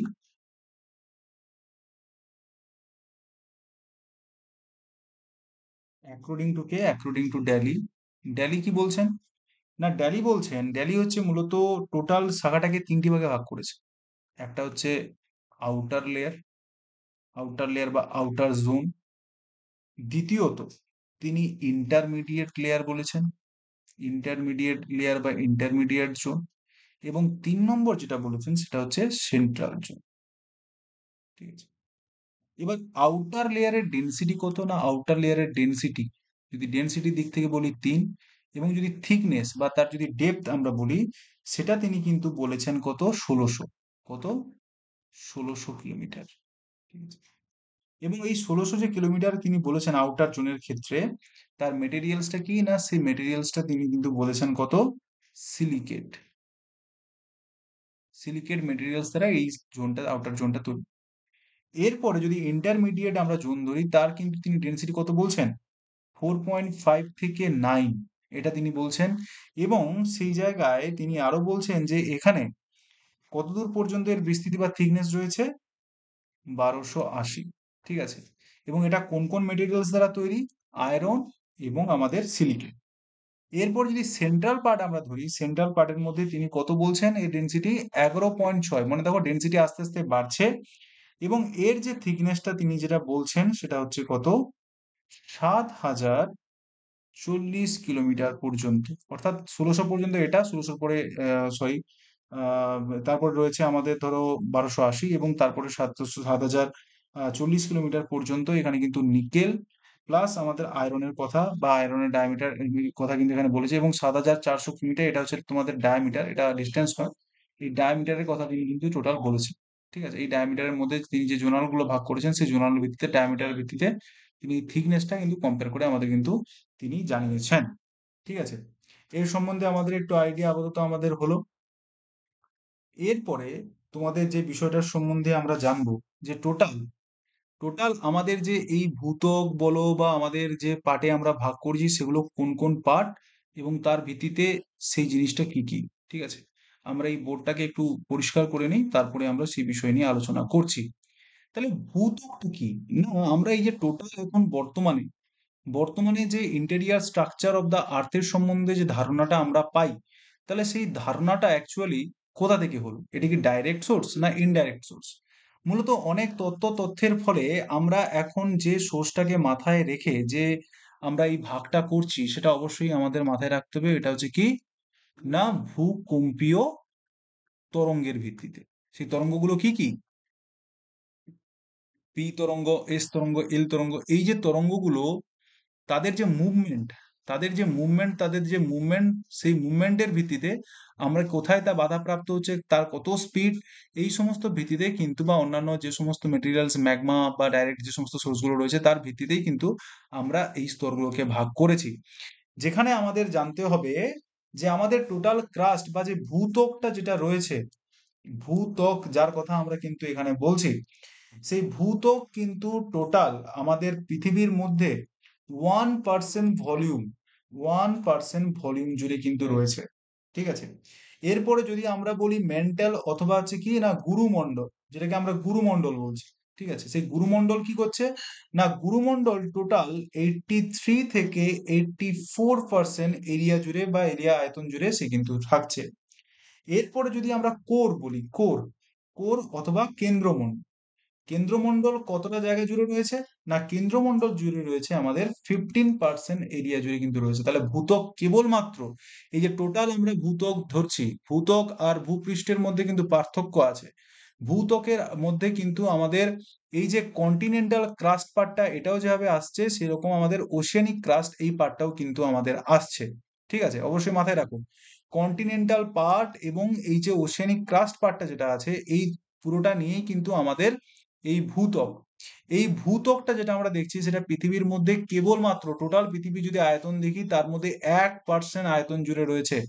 এছাড়া গুরুমণ্ডল রয়েছে 83 থেকে 84%, এবং আমাদের কেন্দ্রমণ্ডল রয়েছে কত, 50% এরিয়া জুড়ে কিন্তু আমাদের এই এটা রয়েছে। কি বললাম, বোঝা গেছে? এরপর আমরা কিন্তু ভূত্বকের সম্বন্ধে একটু ডিটেলস আইডিয়া নেব, যেখান থেকে আমাদের ভূত্বকের সম্বন্ধে কনসেপ্টটা আমরা একটু ক্লিয়ার করে নেব।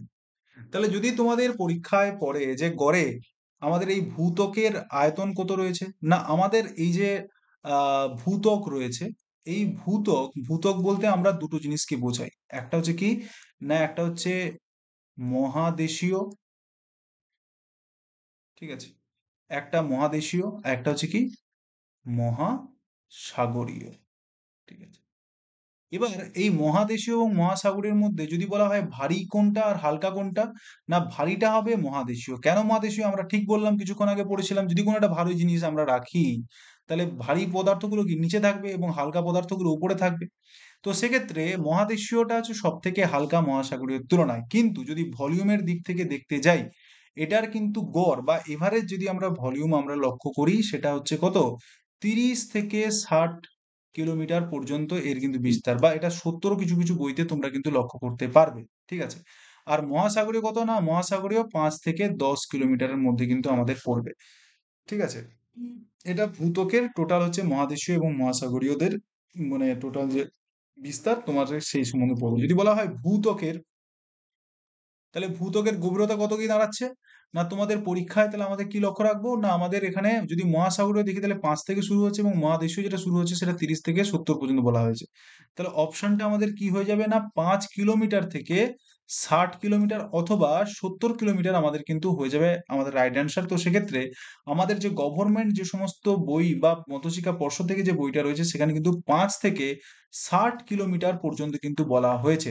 তাহলে মহাদেশীয় তলে আমরা দেখতে পাবো কি, এটা রয়েছে 60 কিলোমিটার ডেপথ, এবং এটা মহাসাগরীয় তলে কিন্তু রয়েছে 5 কিলোমিটার ডেপথ। আমরা ছবিতে আসি, এই ছবিতে দেখো, এই যে কন্টিনেন্টটা, যেইটুকু জায়গায় আমি হলুদ করছি, এইটুকু পার্টটাই কিন্তু ওসিয়ানিক প্লেট। এবার এই ওসিয়ানিক ক্রাস্ট যেটা রয়েছে, এই ওসিয়ানিক ক্রাস্ট বা মহাসাগরীয় যে ভূত্বকটা রয়েছে, এই মহাসাগরীয় ভূত্বকের তোমার হচ্ছে এটা কত, থিকনেসটা কত রয়েছে, না 5 কিলোমিটার। এবং এই কন্টিনেন্টাল পার্টের কিন্তু যে পার্টটা রয়েছে, সেটা হচ্ছে কত, না 60 কিলোমিটার। ঠিক আছে, এটা তোমাদের আগে ক্লিয়ার। তাহলে গড়ে হচ্ছে মহাসাগরের নিচে রয়েছে 5 কিলোমিটার, এবং এতে কত রয়েছে, এতে রয়েছে আমাদের 7 কিলোমিটার।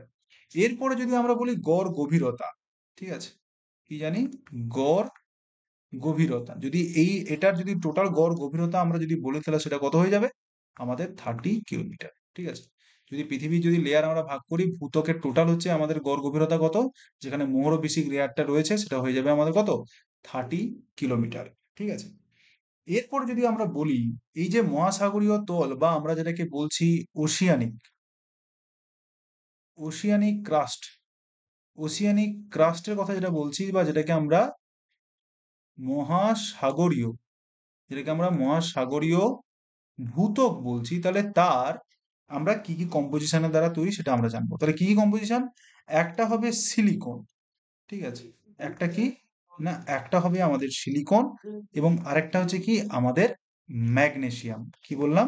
আরেকটা হবে আমাদের ম্যাগনেসিয়াম।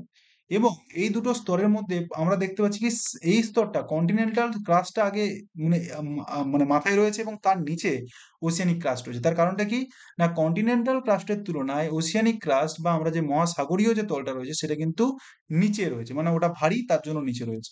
তাহলে এই ওসিয়ানিক ক্রাস্টের সম্বন্ধে আমরা এখানে আলোচনা করছি। সেখানে কি বলা হচ্ছে, মহাসাগরীয় ভূত্বক সিলিকন এবং ম্যাগনেসিয়াম দ্বারা তৈরি, এবং এখানে যে শিলা দ্বারা তৈরি সেই শিলাটার নামটা হচ্ছে কি না, সেই শিলাটার নাম আমরা কি বলবো, সেই শিলাটার নাম হচ্ছে আমাদের ব্যাসল্ট। ঠিক আছে, ব্যাসল্ট জাতীয় শিলার দ্বারা এখানে কিন্তু তৈরি। এবং এখানে যদি বলা হয় এর কত ঘন সেন্টিমিটারে এটা তৈরি, কত ঘন সেন্টিমিটারে এর হচ্ছে ঘনত্ব রয়েছে, ঘনত্বর দিক থেকে এটা কত, না ঘনত্বর দিক থেকে আমরা কিন্তু এটাকে বলতে পারি এটা হচ্ছে কত, না এটা হয়ে যাবে আমাদের 2.9 গ্রাম পার কত হবে বলো, ঘন সেন্টিমিটার, ঘন সেন্টিমিটার, বা আমরা এটাকে মানে সিএম লিখে কিউ মাথায় দিলেও আমাদের কিন্তু এভাবে আমাদের কিন্তু বোঝানো যায়। তাহলে এটা তো গেল আমাদের ওশিয়ানিক ক্রাস্ট। তাহলে এবার আমরা কি জানবো না, এই যে কন্টিনেন্টাল ক্রাস্ট বা আমরা কি জানবো না, মহাদেশীয়, মহাদেশীয় ভূত্বকের সম্বন্ধে। তাহলে মহাদেশীয় ভূত্বক কি কি দ্বারা তৈরি, না মহাদেশীয় ভূত্বকটা আমরা জানবো, মহাদেশীয় ভূত্বকটা এসআই প্লাস আমরা কি জানবো, সিলিকা এবং অ্যালুমিনিয়াম। ঠিক আছে, সিলিকা এবং অ্যালুমিনিয়ামের জায়গায় এসআই ফর এটাই কি হলো হলো সিলিকন, এবং এল ফর অ্যালুমিনিয়াম। ঠিক আছে, এই অ্যালুমিনিয়াম দ্বারা তৈরি। এবার যদি বলা হয় এই মহাদেশীয় স্তরটা কি ধরনের শিলা দ্বারা তৈরি, তাহলে এটা কি হয়ে যাবে আমাদের, এটা গ্রানাইট শিলা দ্বারা তৈরি। এটা অবশ্যই আমাদের মাথায় রাখতে হবে, এটা কি ধরনের শিলা দ্বারা তৈরি, এটা হচ্ছে গ্রানাইট, আগ্নেয় শিলা দ্বারা তৈরি। তাহলে সে ব্যাসল্টটাও আগ্নেয় এবং গ্রানাইটটাও আগ্নেয়, কিন্তু এক্ষেত্রে গ্রানাইটটা আমাদের দেখতে পাবো এটা কিন্তু মহাদেশীয় শিলা দ্বারা তৈরি, যে আর্থ ক্রাস্টটা, এবং এই ওশেনিক ক্রাস্টটা এটা কিন্তু আমাদের ব্যাসল্ট জাতীয় শিলা দ্বারা কিন্তু তৈরি। ঠিক আছে, এবং এই মহাসাগরীয় তলের ওপরেই আমাদের এই মহাদেশীয় যে ভূত্বকটা সেটা কিন্তু রয়েছে, এবং এই দুটো যে ত্বক রয়েছে এই দুটো ত্বকটাকেই আমরা কিন্তু কি বলছি, ভূত্বক বলছি। এবং টোটাল যদি আমরা ভূপৃষ্ঠকে যদি আমরা ভাগ করে থাকি, এই দেখো ভাগটা তোমাদের পরের স্লাইডে দেখাচ্ছি, এই যে টোটাল আমরা ভাগটা আমরা দেখতে পাচ্ছি, তার মধ্যে আর্থ ক্রাস্টটা আমরা জানলাম কি কত পার্সেন্টেজ জুড়ে রয়েছে, কেবলমাত্র 1% জায়গা জুড়ে রয়েছে।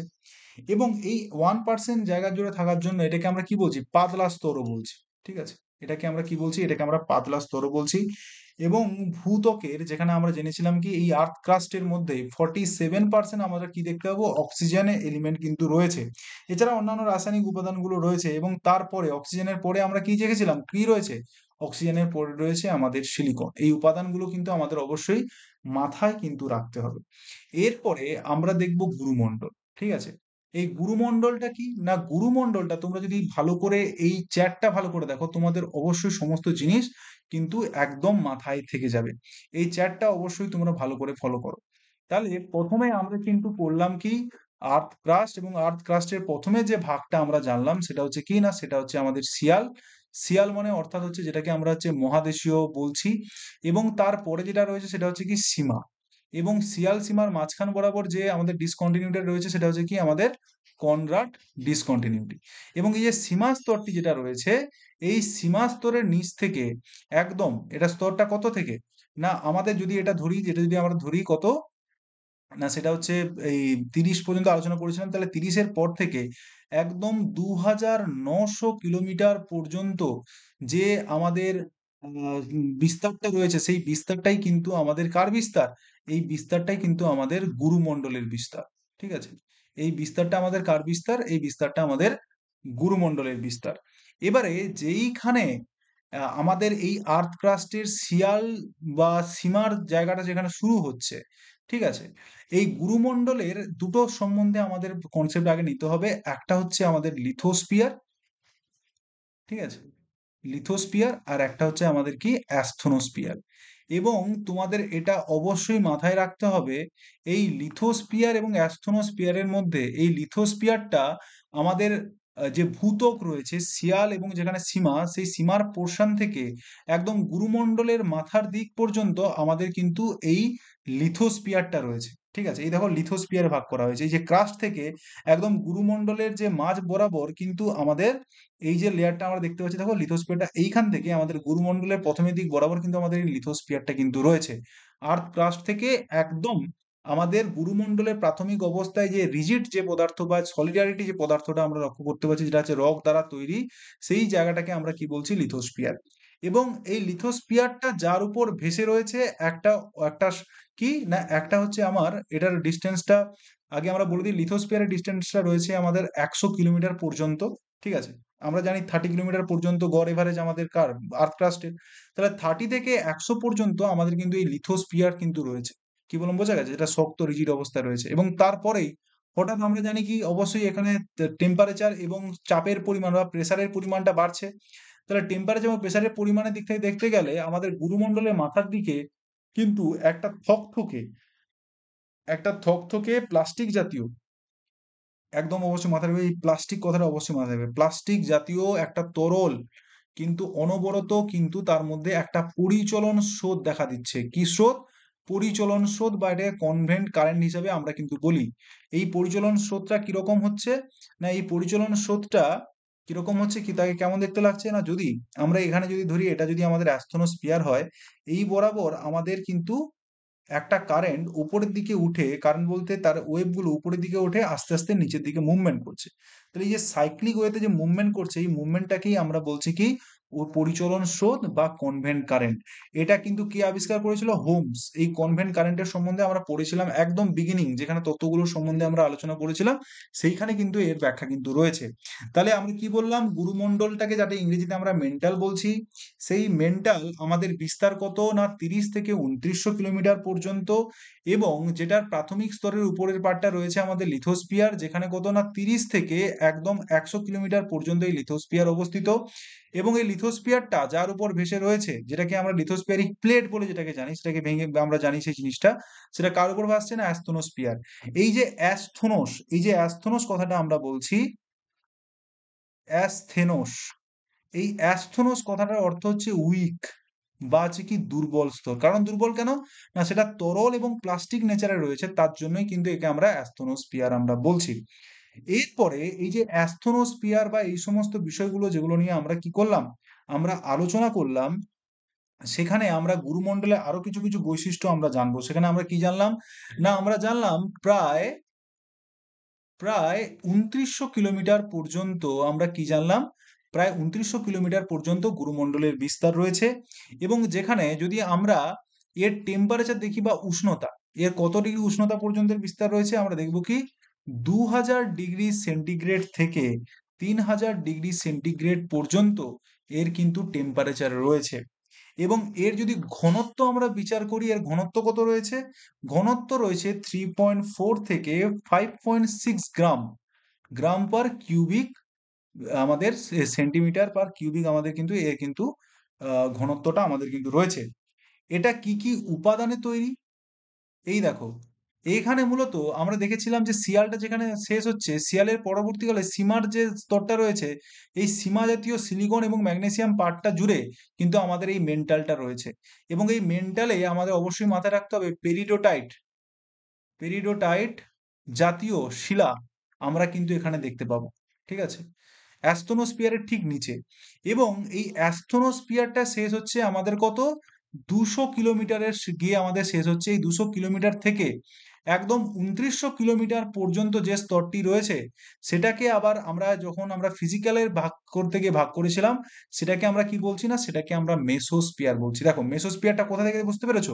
আপার মেন্টালে যেইখানে আমাদের অ্যাস্টোনোস্পিয়ারটা শেষ হচ্ছে, সেইখান থেকে একদম মেন্টালের শেষ পর্যন্ত তাকেই কিন্তু আমরা মেসোস্পিয়ার বলছি। কি বললাম, বোঝা গেছে?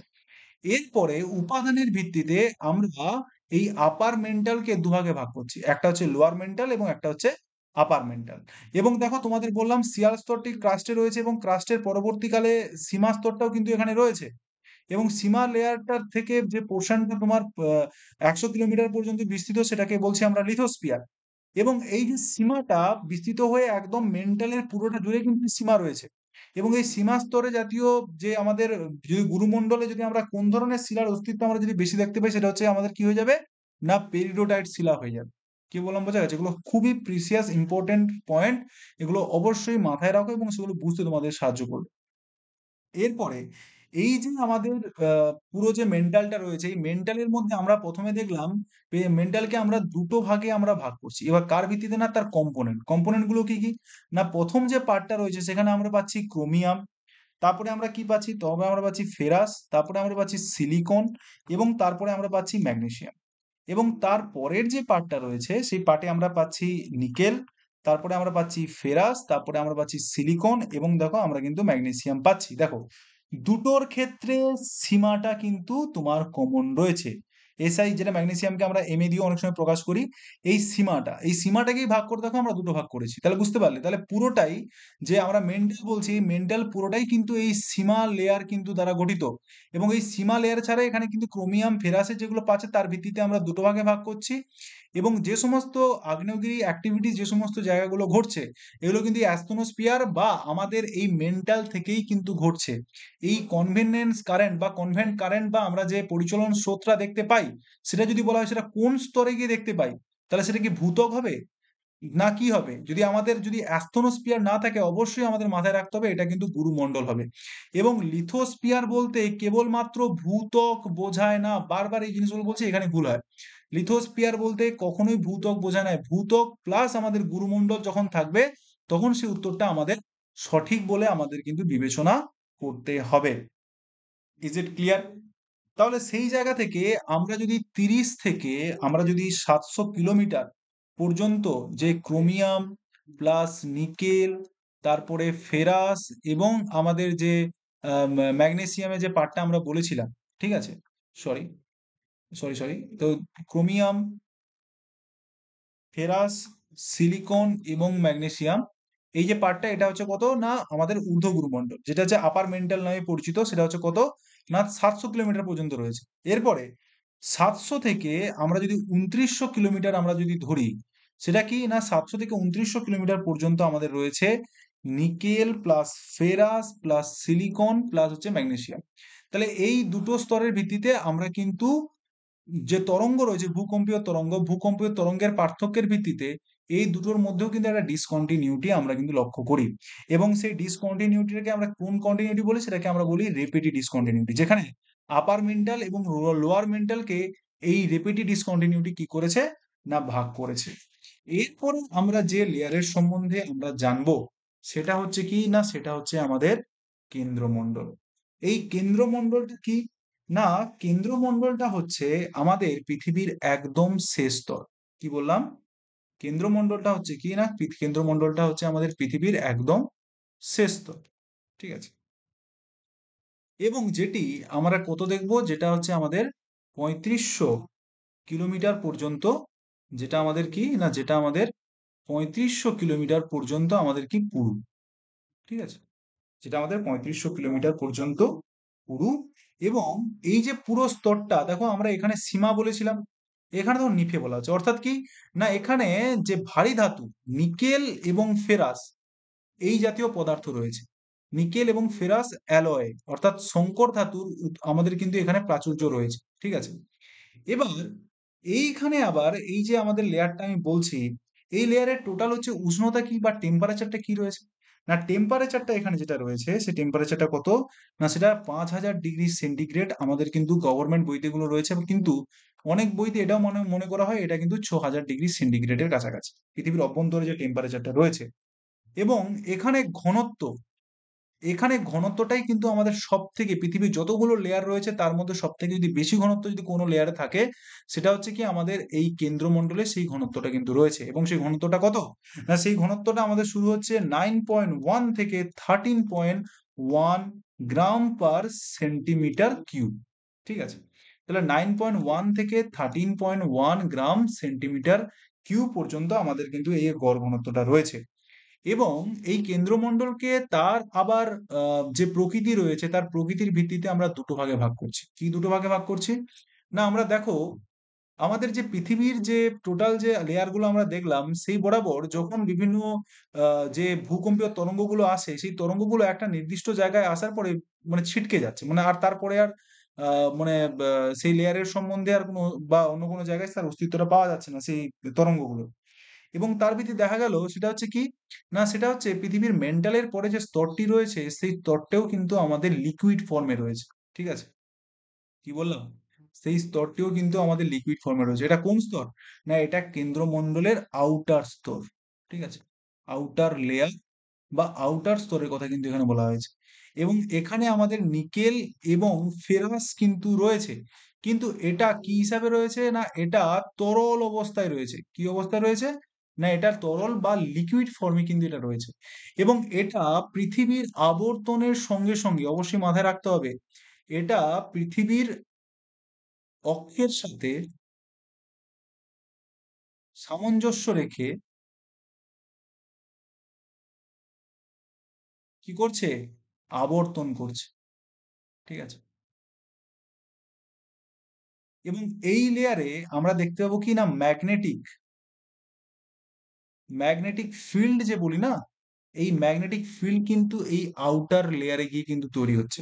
তাহলে কতটা ইম্পর্টেন্ট এই জায়গাটা, তাহলে এটা কিন্তু আমাদের লিকুইড ফর্মে রয়েছে এবং পৃথিবীর অক্ষের সঙ্গে এটা কিন্তু চারিদিকে পাক ঘুরছে। এবং এই জায়গাটাই কিন্তু আমাদের ম্যাগনেটিক জায়গাটা কিন্তু তৈরি করছে। এবং এই যে আউটার লেয়ারের কথা আমরা বলছি এর রয়েছে আমাদের এটা কত রয়েছে, এই যে আউটার লেয়ারের কথা আমরা বলছি এর গভীরতা কত রয়েছে, না এর গভীরতা আমাদের রয়েছে কত, না 2900 কিলোমিটার। ঠিক আছে, 2900 কিলোমিটার থেকে কতটা, না 5100 কিলোমিটার পর্যন্ত যে ডিস্টেন্সটা রয়েছে সেটা কিন্তু আমাদের এই আউটার লেয়ারটাকে কিন্তু ডিপেন্ড করছে। কি বললাম, বোঝা গেছে? এবং এটা কি করছে বললাম, এটা আমাদের পৃথিবীর অক্ষের চারিদিকে সামঞ্জস্যভাবে ঘুরছে এবং এ কি করছে, না একটা ম্যাগনেটিক ফিল্ড আমাদের কিন্তু তৈরি করে দিচ্ছে। এরপরে আমরা কি পড়বো, না এরপরে আমরা পড়বো এই লেয়ারের আরে একটি স্তর, সেটা হচ্ছে কি, সেটা বলো কি, না সেটা হচ্ছে ইনার কোর। ঠিক আছে, বা হচ্ছে কি অন্ত কেন্দ্রমণ্ডল। ঠিক আছে, অন্তঃকেন্দ্রমণ্ডল।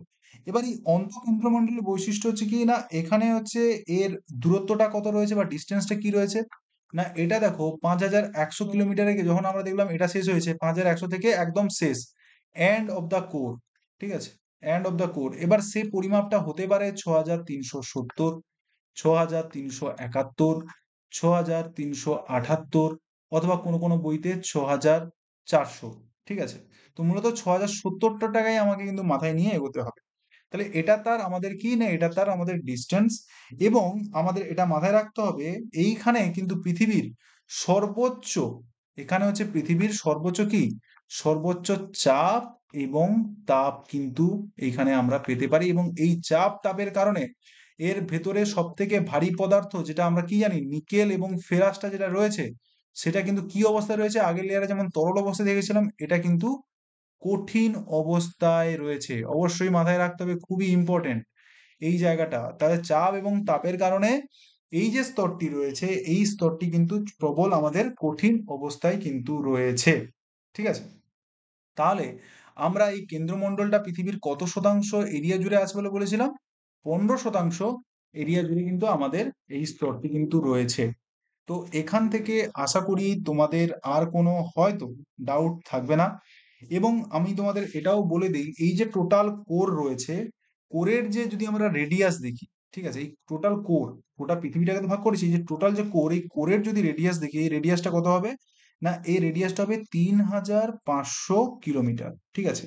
এবং যেটা গোটা পৃথিবীর আমাদের হাফ, গোটা পৃথিবীর যে আমাদের ব্যাস রয়েছে তার মধ্যে হাফ ডায়ামিটারটাকে কিন্তু এটা রিপ্রেজেন্ট করছে, ঠিক আছে? মাথায় থাকবে। এবং টোটাল আমরা কেন্দ্রমণ্ডলের টোটাল আমরা গ্র্যাভিটি কত বললাম?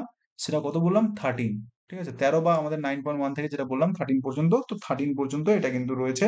এটা আমরা কিন্তু এখান থেকে আমরা জানলাম। এরপরে এই যে হঠাৎ করে ভূকম্পীয় তরঙ্গ আসতে আসতে এই লিকুইড ফর্ম থেকে বিচ্ছিন্ন হয়ে গিয়ে অন্য জায়গায় ফিরে যাচ্ছে, এখান থেকে বোঝা গেল যে এখানে একটা তোমার কি না কোনো একটা স্তর রয়েছে যেটা তরল, এবং তার ভেতর দিয়ে হঠাৎ করে দেখা যাচ্ছে যে আবার মানে কোনো একটা তরঙ্গ যেটা হতে পারে পি এবং এস, যার মাধ্যমে আমরা কি করলাম দেখলাম পরবর্তীকালে লিন্ডে ল্যান্ডম্যান, আমরা কি করলাম ইঙ্গে ল্যান্ডম্যান, তিনি কি করলেন, তিনি একটা রেপিটি বা বিযুক্তি রেখা দিলেন 1936 সালে, যেটা হচ্ছে কি না এস তরঙ্গ, অবশ্যই মাথায় রাখতে হবে 1936 সালে এস তরঙ্গের ভিত্তিতে ইঙ্গে ইঙ্গে লোম্যান তিনি কিন্তু কি করলেন না তিনি একটা ডিসকন্টিনিউটি কল্পনা করলেন, এবং তার ভিত্তিতে আমরা কি করলাম না আমরা আউটার কোর এবং ইনার কোরের মধ্য দিয়ে আমরা কিন্তু একটা স্তর টানলাম, যেটাকে আমরা কি বলছি লেম্যান বিযুক্তি রেখা। এবং যেখানে মেন্টালটা শেষ হচ্ছে সেই মেন্টাল থেকে নিচের যে এই পর্যন্ত যে রেখাটা তাকে আমরা কিন্তু আবার ব্যারিস্ফিয়ার বলছি। পরীক্ষার খাতায় তোমাদের পড়তেও পারে যে ব্যারিস্ফিয়ার কাকে বলে, তো অবশ্যই আমাদের সেই জিনিসগুলো মাথায় রাখতে হবে। এবং এখানে তোমাদের একটা জিনিস পার্ট আমি তোমাদের তখন বললাম না, সেটা হচ্ছে কি আমাদের লিথোস্ফিয়ারের সম্বন্ধে, সেটা একটু আলোচনা করে দিই। তাহলে লিথোস্ফিয়ারটা কোন জায়গায় অবস্থান তোমাদের আশা করি বোঝা হয়ে গেছে। আর যদি পার্থক্যের আকারে দেখি তাহলে লিথোস্ফিয়ারটা হচ্ছে কি না পৃথিবীর ওপরের শক্ত এবং হচ্ছে কি না আমাদের কঠিন একটি স্তর, এবং যেটি হচ্ছে কি আমাদের ভূত্বক এবং ম্যান্টলের উপরের অংশে অবস্থিত, এবং যার দ্বারা টেকটনিক প্লেট হিসেবে কাজ করছে। এই দেখো কনসেপ্টটা তোমরা আরো বেশি ক্লিয়ার হবে তোমরা যখন এই যে ছবিটা যখন দেখতে পাচ্ছ, এই দেখো এখানে আমাদের ওশিয়ানিক প্লেট যেটা রয়েছে, এই যে কন্টিনেন্টাল যে অবস্থানটা যেটা রয়েছে সেটা তো এটা হলো, তারপরে আমাদের ক্রাস্ট যেটা রয়েছে, তারপরে এখানে ক্রাস্টটা আছে, তারপরে দেখো লিথোস্পিয়ার লেয়ারটা কিন্তু শুরু হয়েছে, মানে আরো লিথোস্পিয়ার লেয়ারটা কিন্তু বাকি আছে। এই লিথোস্পিয়ার লেয়ারটা যে আমাদের লেয়ারটা আছে এটাই ভেঙে গিয়ে আমরা দেখতে পাচ্ছি প্লেট হিসাবে কোথাও কোথাও প্লেট হিসাবে এটা স্তর গঠন করছে, কোথাও কোথাও আবার এটা হচ্ছে কন্টিনেন্টাল প্লাটের ক্ষেত্রে কন্টিনেন্টাল প্লেট হিসাবে আমরা কিন্তু এটা লক্ষ্য করছি।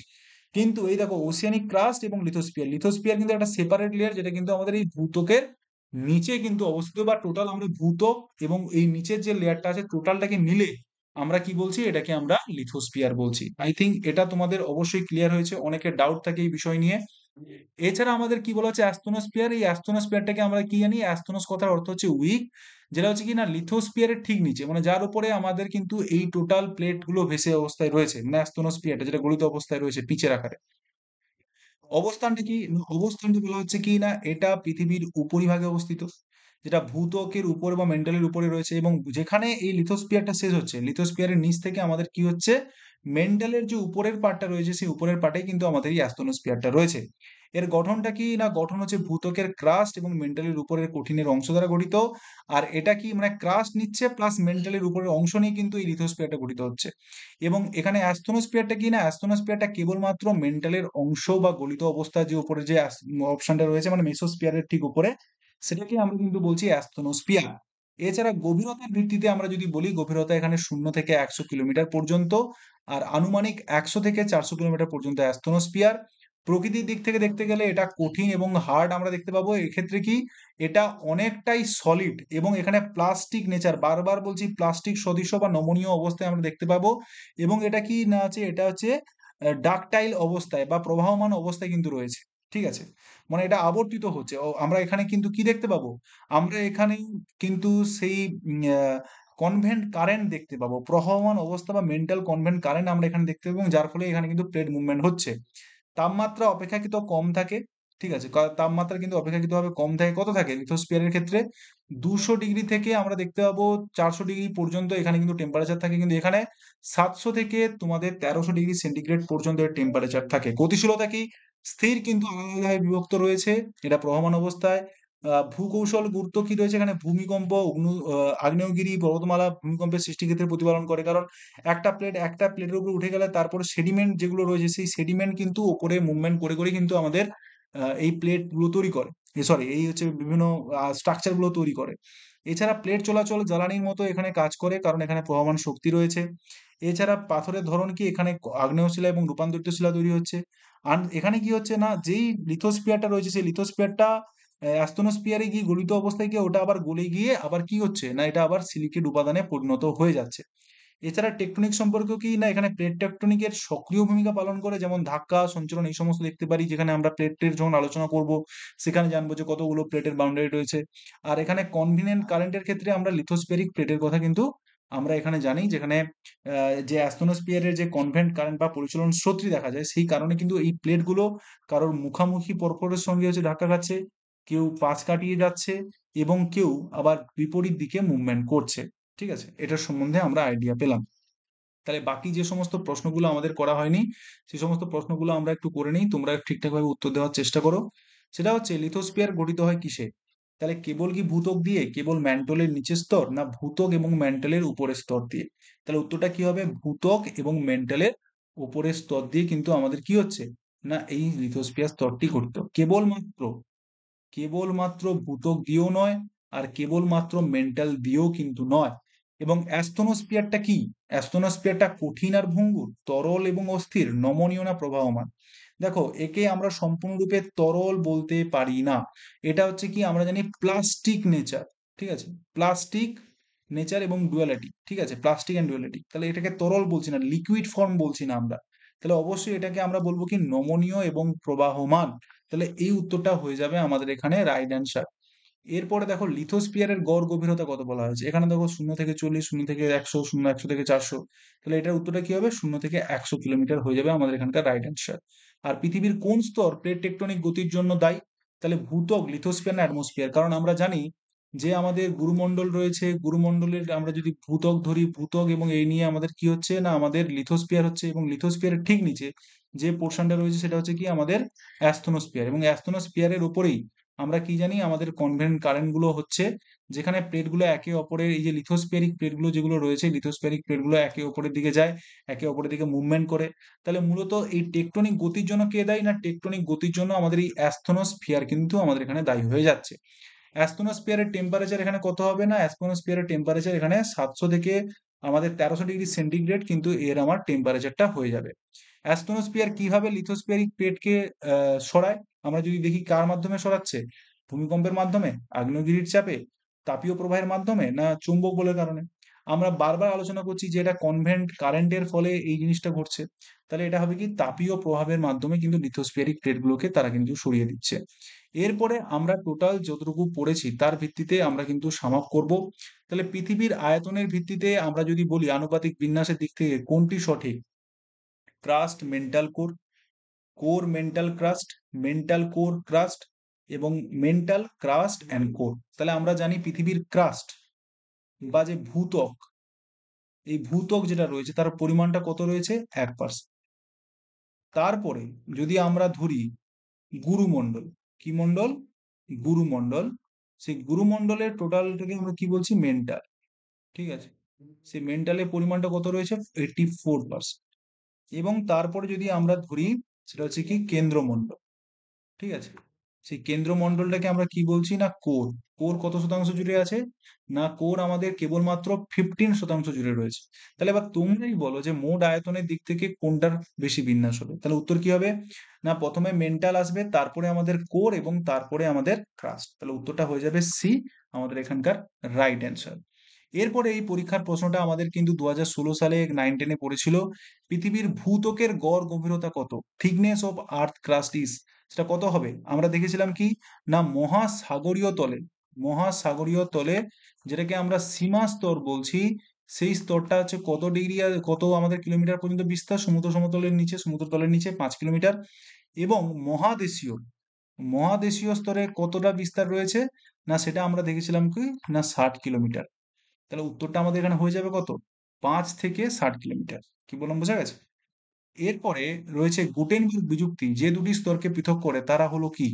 Gutenberg discontinuity is the surface of ডিম ডিমার্কেশন অফ বিটুইন। ডিমার্কেশন কার মাধ্যমে করছে? আমরা জানি গোটা পৃথিবীকে যদি ভাগ করি, এটাকে আমরা বললাম যদি ভূত্বক, এটাকে যদি আমরা মেন্টাল বলি, এটাকে আমরা কোর বলছি। এবার এই কোরের মাঝখানে যদি আমরা বলি এই যে আমাদের কোরটাকে, এটাকে দুভাগে ভাগ করছি, এটা কি না, একটা হচ্ছে শিয়াল আর একটা হচ্ছে কি না সীমা, ঠিক আছে। আবার এটাকে আমরা ভাগ করছি ক্রোফেসিমা, তারপরে হচ্ছে ক্রোমিয়াম, তারপরে আমরা বলছি ফেরাস, তারপরে বলছি সিলিকন এবং প্লাস ম্যাগনেসিয়াম। এটা কি নিকেল, তারপরে ফেরাস। দেখো এই যে নিকেল, নিকেল এবং ফেরাস এটা কিন্তু ভারী ধাতু, ওই জন্য এটা কিন্তু নিচে রয়েছে, ঠিক আছে। নিকেল, ফেরাস, তারপরে আমরা সিলিকন এবং ম্যাগনেসিয়াম পাচ্ছি। তারপরে আমরা কি পাচ্ছি না, তারপরে আমরা পাচ্ছি কোর, আর হচ্ছে কি না তার নিচে একটা রয়েছে, একটা হচ্ছে আউটার কোর, একটা হচ্ছে ইনার কোর। আউটার কোরের মধ্যে এই পুরো যে পার্টটা রয়েছে, এটা কিন্তু পুরোটাই হচ্ছে আমাদের নিফে দ্বারা কিন্তু তৈরি, ঠিক আছে। কিন্তু এবার বিযুক্তিগুলো কি কি না, শিয়াল এবং সীমার মধ্যে আমরা কি বিযুক্তি জানি না, কনরাড বিযুক্তি।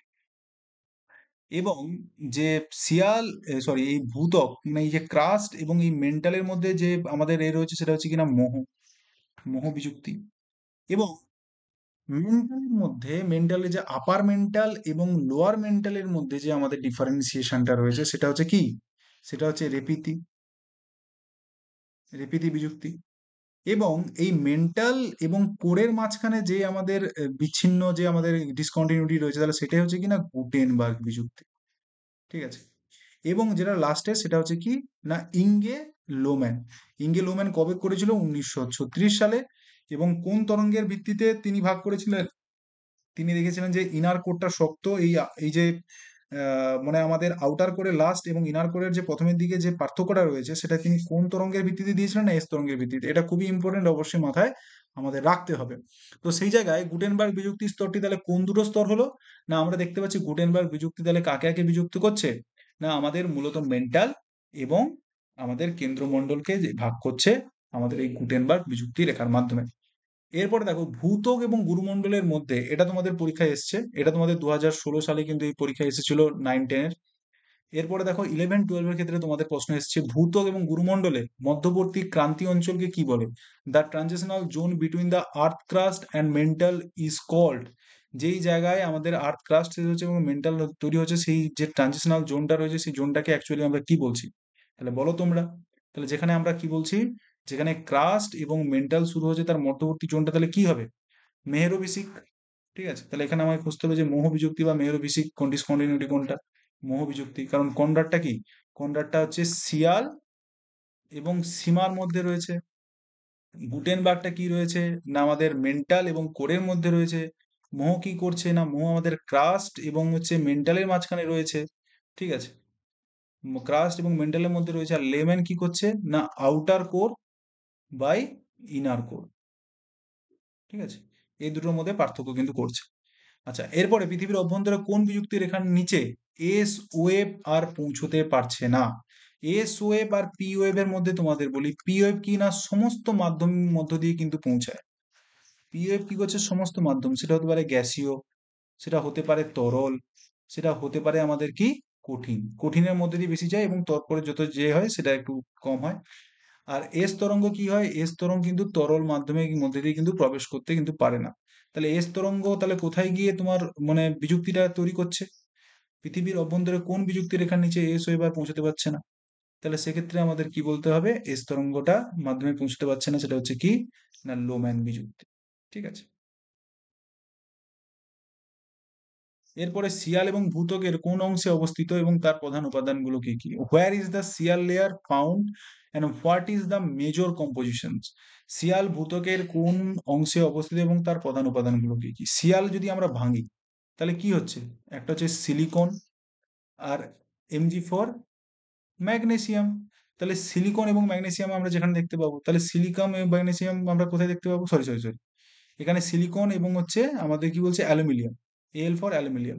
তাহলে সিলিকন এবং অ্যালুমিনিয়ামটা আমরা ভূত্বকের কোন স্তরে গিয়ে দেখি? মহাদেশীয় স্তরে, ঠিক কিনা? মহাদেশীয় স্তরে। তাহলে সেই জায়গায় এখানে আমাকে সেই জিনিসটা দেখতে হবে। দেখো এখানে সিলিকা এবং অ্যালুমিনিয়ামের কথা বলা হয়েছে এবং এখানে কন্টিনেন্টাল ক্রাস্টের কথা বলা হয়েছে। কন্টিনেন্টাল মিন্স আমাদের মহাদেশীয়, ঠিক আছে। তাহলে উত্তর বি হয়ে যাবে আমাদের এখানে রাইট অ্যান্সার। এরপরে পৃথিবীর কোন স্তরে ভূমিকম্প তরঙ্গ সৃষ্টি এবং প্রতিফলনের মাধ্যমে সবচেয়ে বেশি তথ্য প্রদান করে? বলতো কোর, মেন্টাল, ক্রাস্ট এবং হচ্ছে আমাদের অ্যাস্থনোস্ফিয়ার। তাহলে উত্তরটা কোনটা হবে? না, উত্তরটা হয়ে যাবে আমাদের কোর। ঠিক আছে। পৃথিবীর অভ্যন্তরীণ গঠনের তথ্য প্রধানত কিভাবে পাওয়া যায়? How is the most of information about the earth internal structure of the earth? তুমি কার মাধ্যমে জানতে পারো বেশি করে? রক ড্রিলিং এর মাধ্যমে, সিসমিক ওয়েভের মাধ্যমে, ভলক্যানো অ্যাক্টিভিটির মাধ্যমে, না স্যাটেলাইট ডেটার মাধ্যমে? উত্তরটা কিন্তু আমাদের সিসমিক ওয়েভ অ্যানালাইসিস এর মাধ্যমেই হবে, এবং এটাই তোমাদের কিন্তু ইম্পর্টেন্ট, অবশ্যই এটা মাথায় আমাদের রাখতে হবে। এরপরে দেখো, পৃথিবীর বাইরে কোন তরল পৃথিবীর বাইরে তরল বলে প্রমাণ হয় কোন তরঙ্গের মাধ্যমে? Which seismic wave is prove that the outer core of the earth is liquid? কোন মানে তরঙ্গটা আমাদের কিন্তু এই জিনিসটা বোঝাচ্ছে যে পৃথিবীর যে আউটার কোরটা সেটা হচ্ছে লিকুইড ফর্মে রয়েছে? সেটা হচ্ছে কি আমাদের এস তরঙ্গ কিন্তু আমাদের এটা বোঝাচ্ছে। এটা অবশ্যই আমাদের কিন্তু মাথায় রাখতে হবে। পৃথিবীর চৌম্বক ক্ষেত্র উৎপন্ন হয় বা ম্যাগনেটিক ফিল্ড, আমরা জানি কি পৃথিবীর যে কোর রয়েছে, কোরের মধ্যে দুটো কোর রয়েছে, একটা হচ্ছে আপার কোর, একটা হচ্ছে ইনার কোর।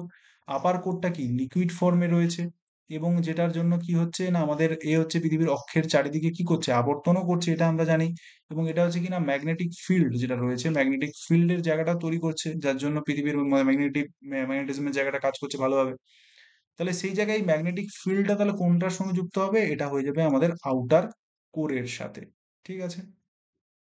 পৃথিবীর হাইয়েস্ট ডেন্সিটি আমরা কোথায় দেখতে পাবো? ক্রাস্টে দেখতে পাবো, মেন্টাল দেখতে পাবো, ইনার কোরে, না আউটার কোরে? তাহলে আমরা দেখো পৃথিবী যত গভীরে যাব তাহলে আমাদের কি ঘনত্বটা তত বেশি বাড়তে থাকবে। ঠিক আছে। ঘনত্ব মানে কি বলতো? দুটো মলিকিউল বা তিনটে মলিকিউল বা চারটে মলিকিউল কি পাঁচটা মলিকিউল, তারা কতটা ডিস্টেন্স বরাবর অবস্থান করছে, মানে তাদের মধ্যে কতটা গ্যাপ আছে, এবং যতটা গ্যাপটা আমার কাছাকাছি থাকবে তাহলে তার ডেন্সিটি কত হবে? ডেন্সিটি তত মানে হাই হবে। ঠিক আছে। এবং এই মলিকুলগুলো একে অপর থেকে যদি দূরে অবস্থান করে তখন হয়ে যাবে কি হালকা। যেমন তুমি ধরো এখানে একটা তুলা ধরলাম উদাহরণ, দুটো পার্টিকেলস এর মধ্যে, এবং এখানে আমরা দেবো কি লোহা। এই দুটোকে পাশাপাশি ওজন করলে লোহার ঘনত্বটা বেশি পাবো। তো সেই জায়গায় এখানে যদি আমরা পৃথিবীতে দেখি, পৃথিবীতে একবারে নিচে রয়েছে কি নিকেল এবং ফেরাস, এবং যেখানে কঠিন অবস্থায় কিন্তু তা রয়েছে সেটা কোথায়? Inner core. দেখো ইনার কোর বারবার বলছি কঠিন, এবং তার ঠিক ওপরে আউটার কোর কিন্তু বা আছে বহি কেন্দ্রমণ্ডল কিন্তু তরল। তাহলে এখানে কিন্তু বলা যায় হাইয়েস্ট ডেন্সিটি কোথায়, আমরা হাইয়েস্ট ডেন্সিটি পাবো? তাহলে যেটা কঠিন অবস্থায় রয়েছে চাপে এবং তাপে কঠিন অবস্থায় রয়েছে, তাহলে সেটা হয়ে যাবে কি আমাদের ইনার কোর হয়ে যাবে আমাদের রাইট অ্যান্সার। ঠিক আছে। তো আজকের ক্লাস আমরা এইখানেই শেষ করছি। কিন্তু তোমরা যদি চাও আমাদের জিওগ্রাফির ব্যাচ পারচেস করতে, তো অবশ্যই তোমরা কিন্তু কন্ট্যাক্ট করো এই নাম্বারে 8159804721 নাম্বারে। যদি ভিডিওটি তোমাদের ভালো লেগে থাকে অবশ্যই ক্লাসটা তোমরা কি করবে, তোমাদের প্রথমে একটা লাইক করতে হবে, নিজেদের বন্ধুদের মাধ্যমে এটাকে কি করতে হবে, শেয়ার করতে হবে। তোমাদের এই ক্লাস থেকে যদি কোনো ডাউট থাকে তোমাদের সেটা কি করতে হবে, কমেন্ট সেকশনে তোমাদের কিন্তু জানাতে হবে। এবং তোমাদের সমস্ত কমেন্টের জন্য আমি অবশ্যই অপেক্ষা করব। অবশ্যই তোমরা ভালো করে এক্সাম দেবে, প্রিপারেশন নেবে, সে নিজেরা তোমরা সেলফ ভাবে প্রিপারেশন নাও বা যেভাবেই নাও, তোমাদের সমস্ত সবার জন্য আমার কিন্তু ভালো শুভেচ্ছা থাকলো। সবাই ভালো থেকো, এবং তোমরা পরবর্তীকালে কোন টপিকের উপরে ক্লাস চাইছো সেটা অবশ্যই তুমি কমেন্ট সেকশনে জানাতে ভুলো না। তো ক্লাসটি এতক্ষণ পর্যন্ত কন্টিনিউ করার জন্য সবাইকে ধন্যবাদ।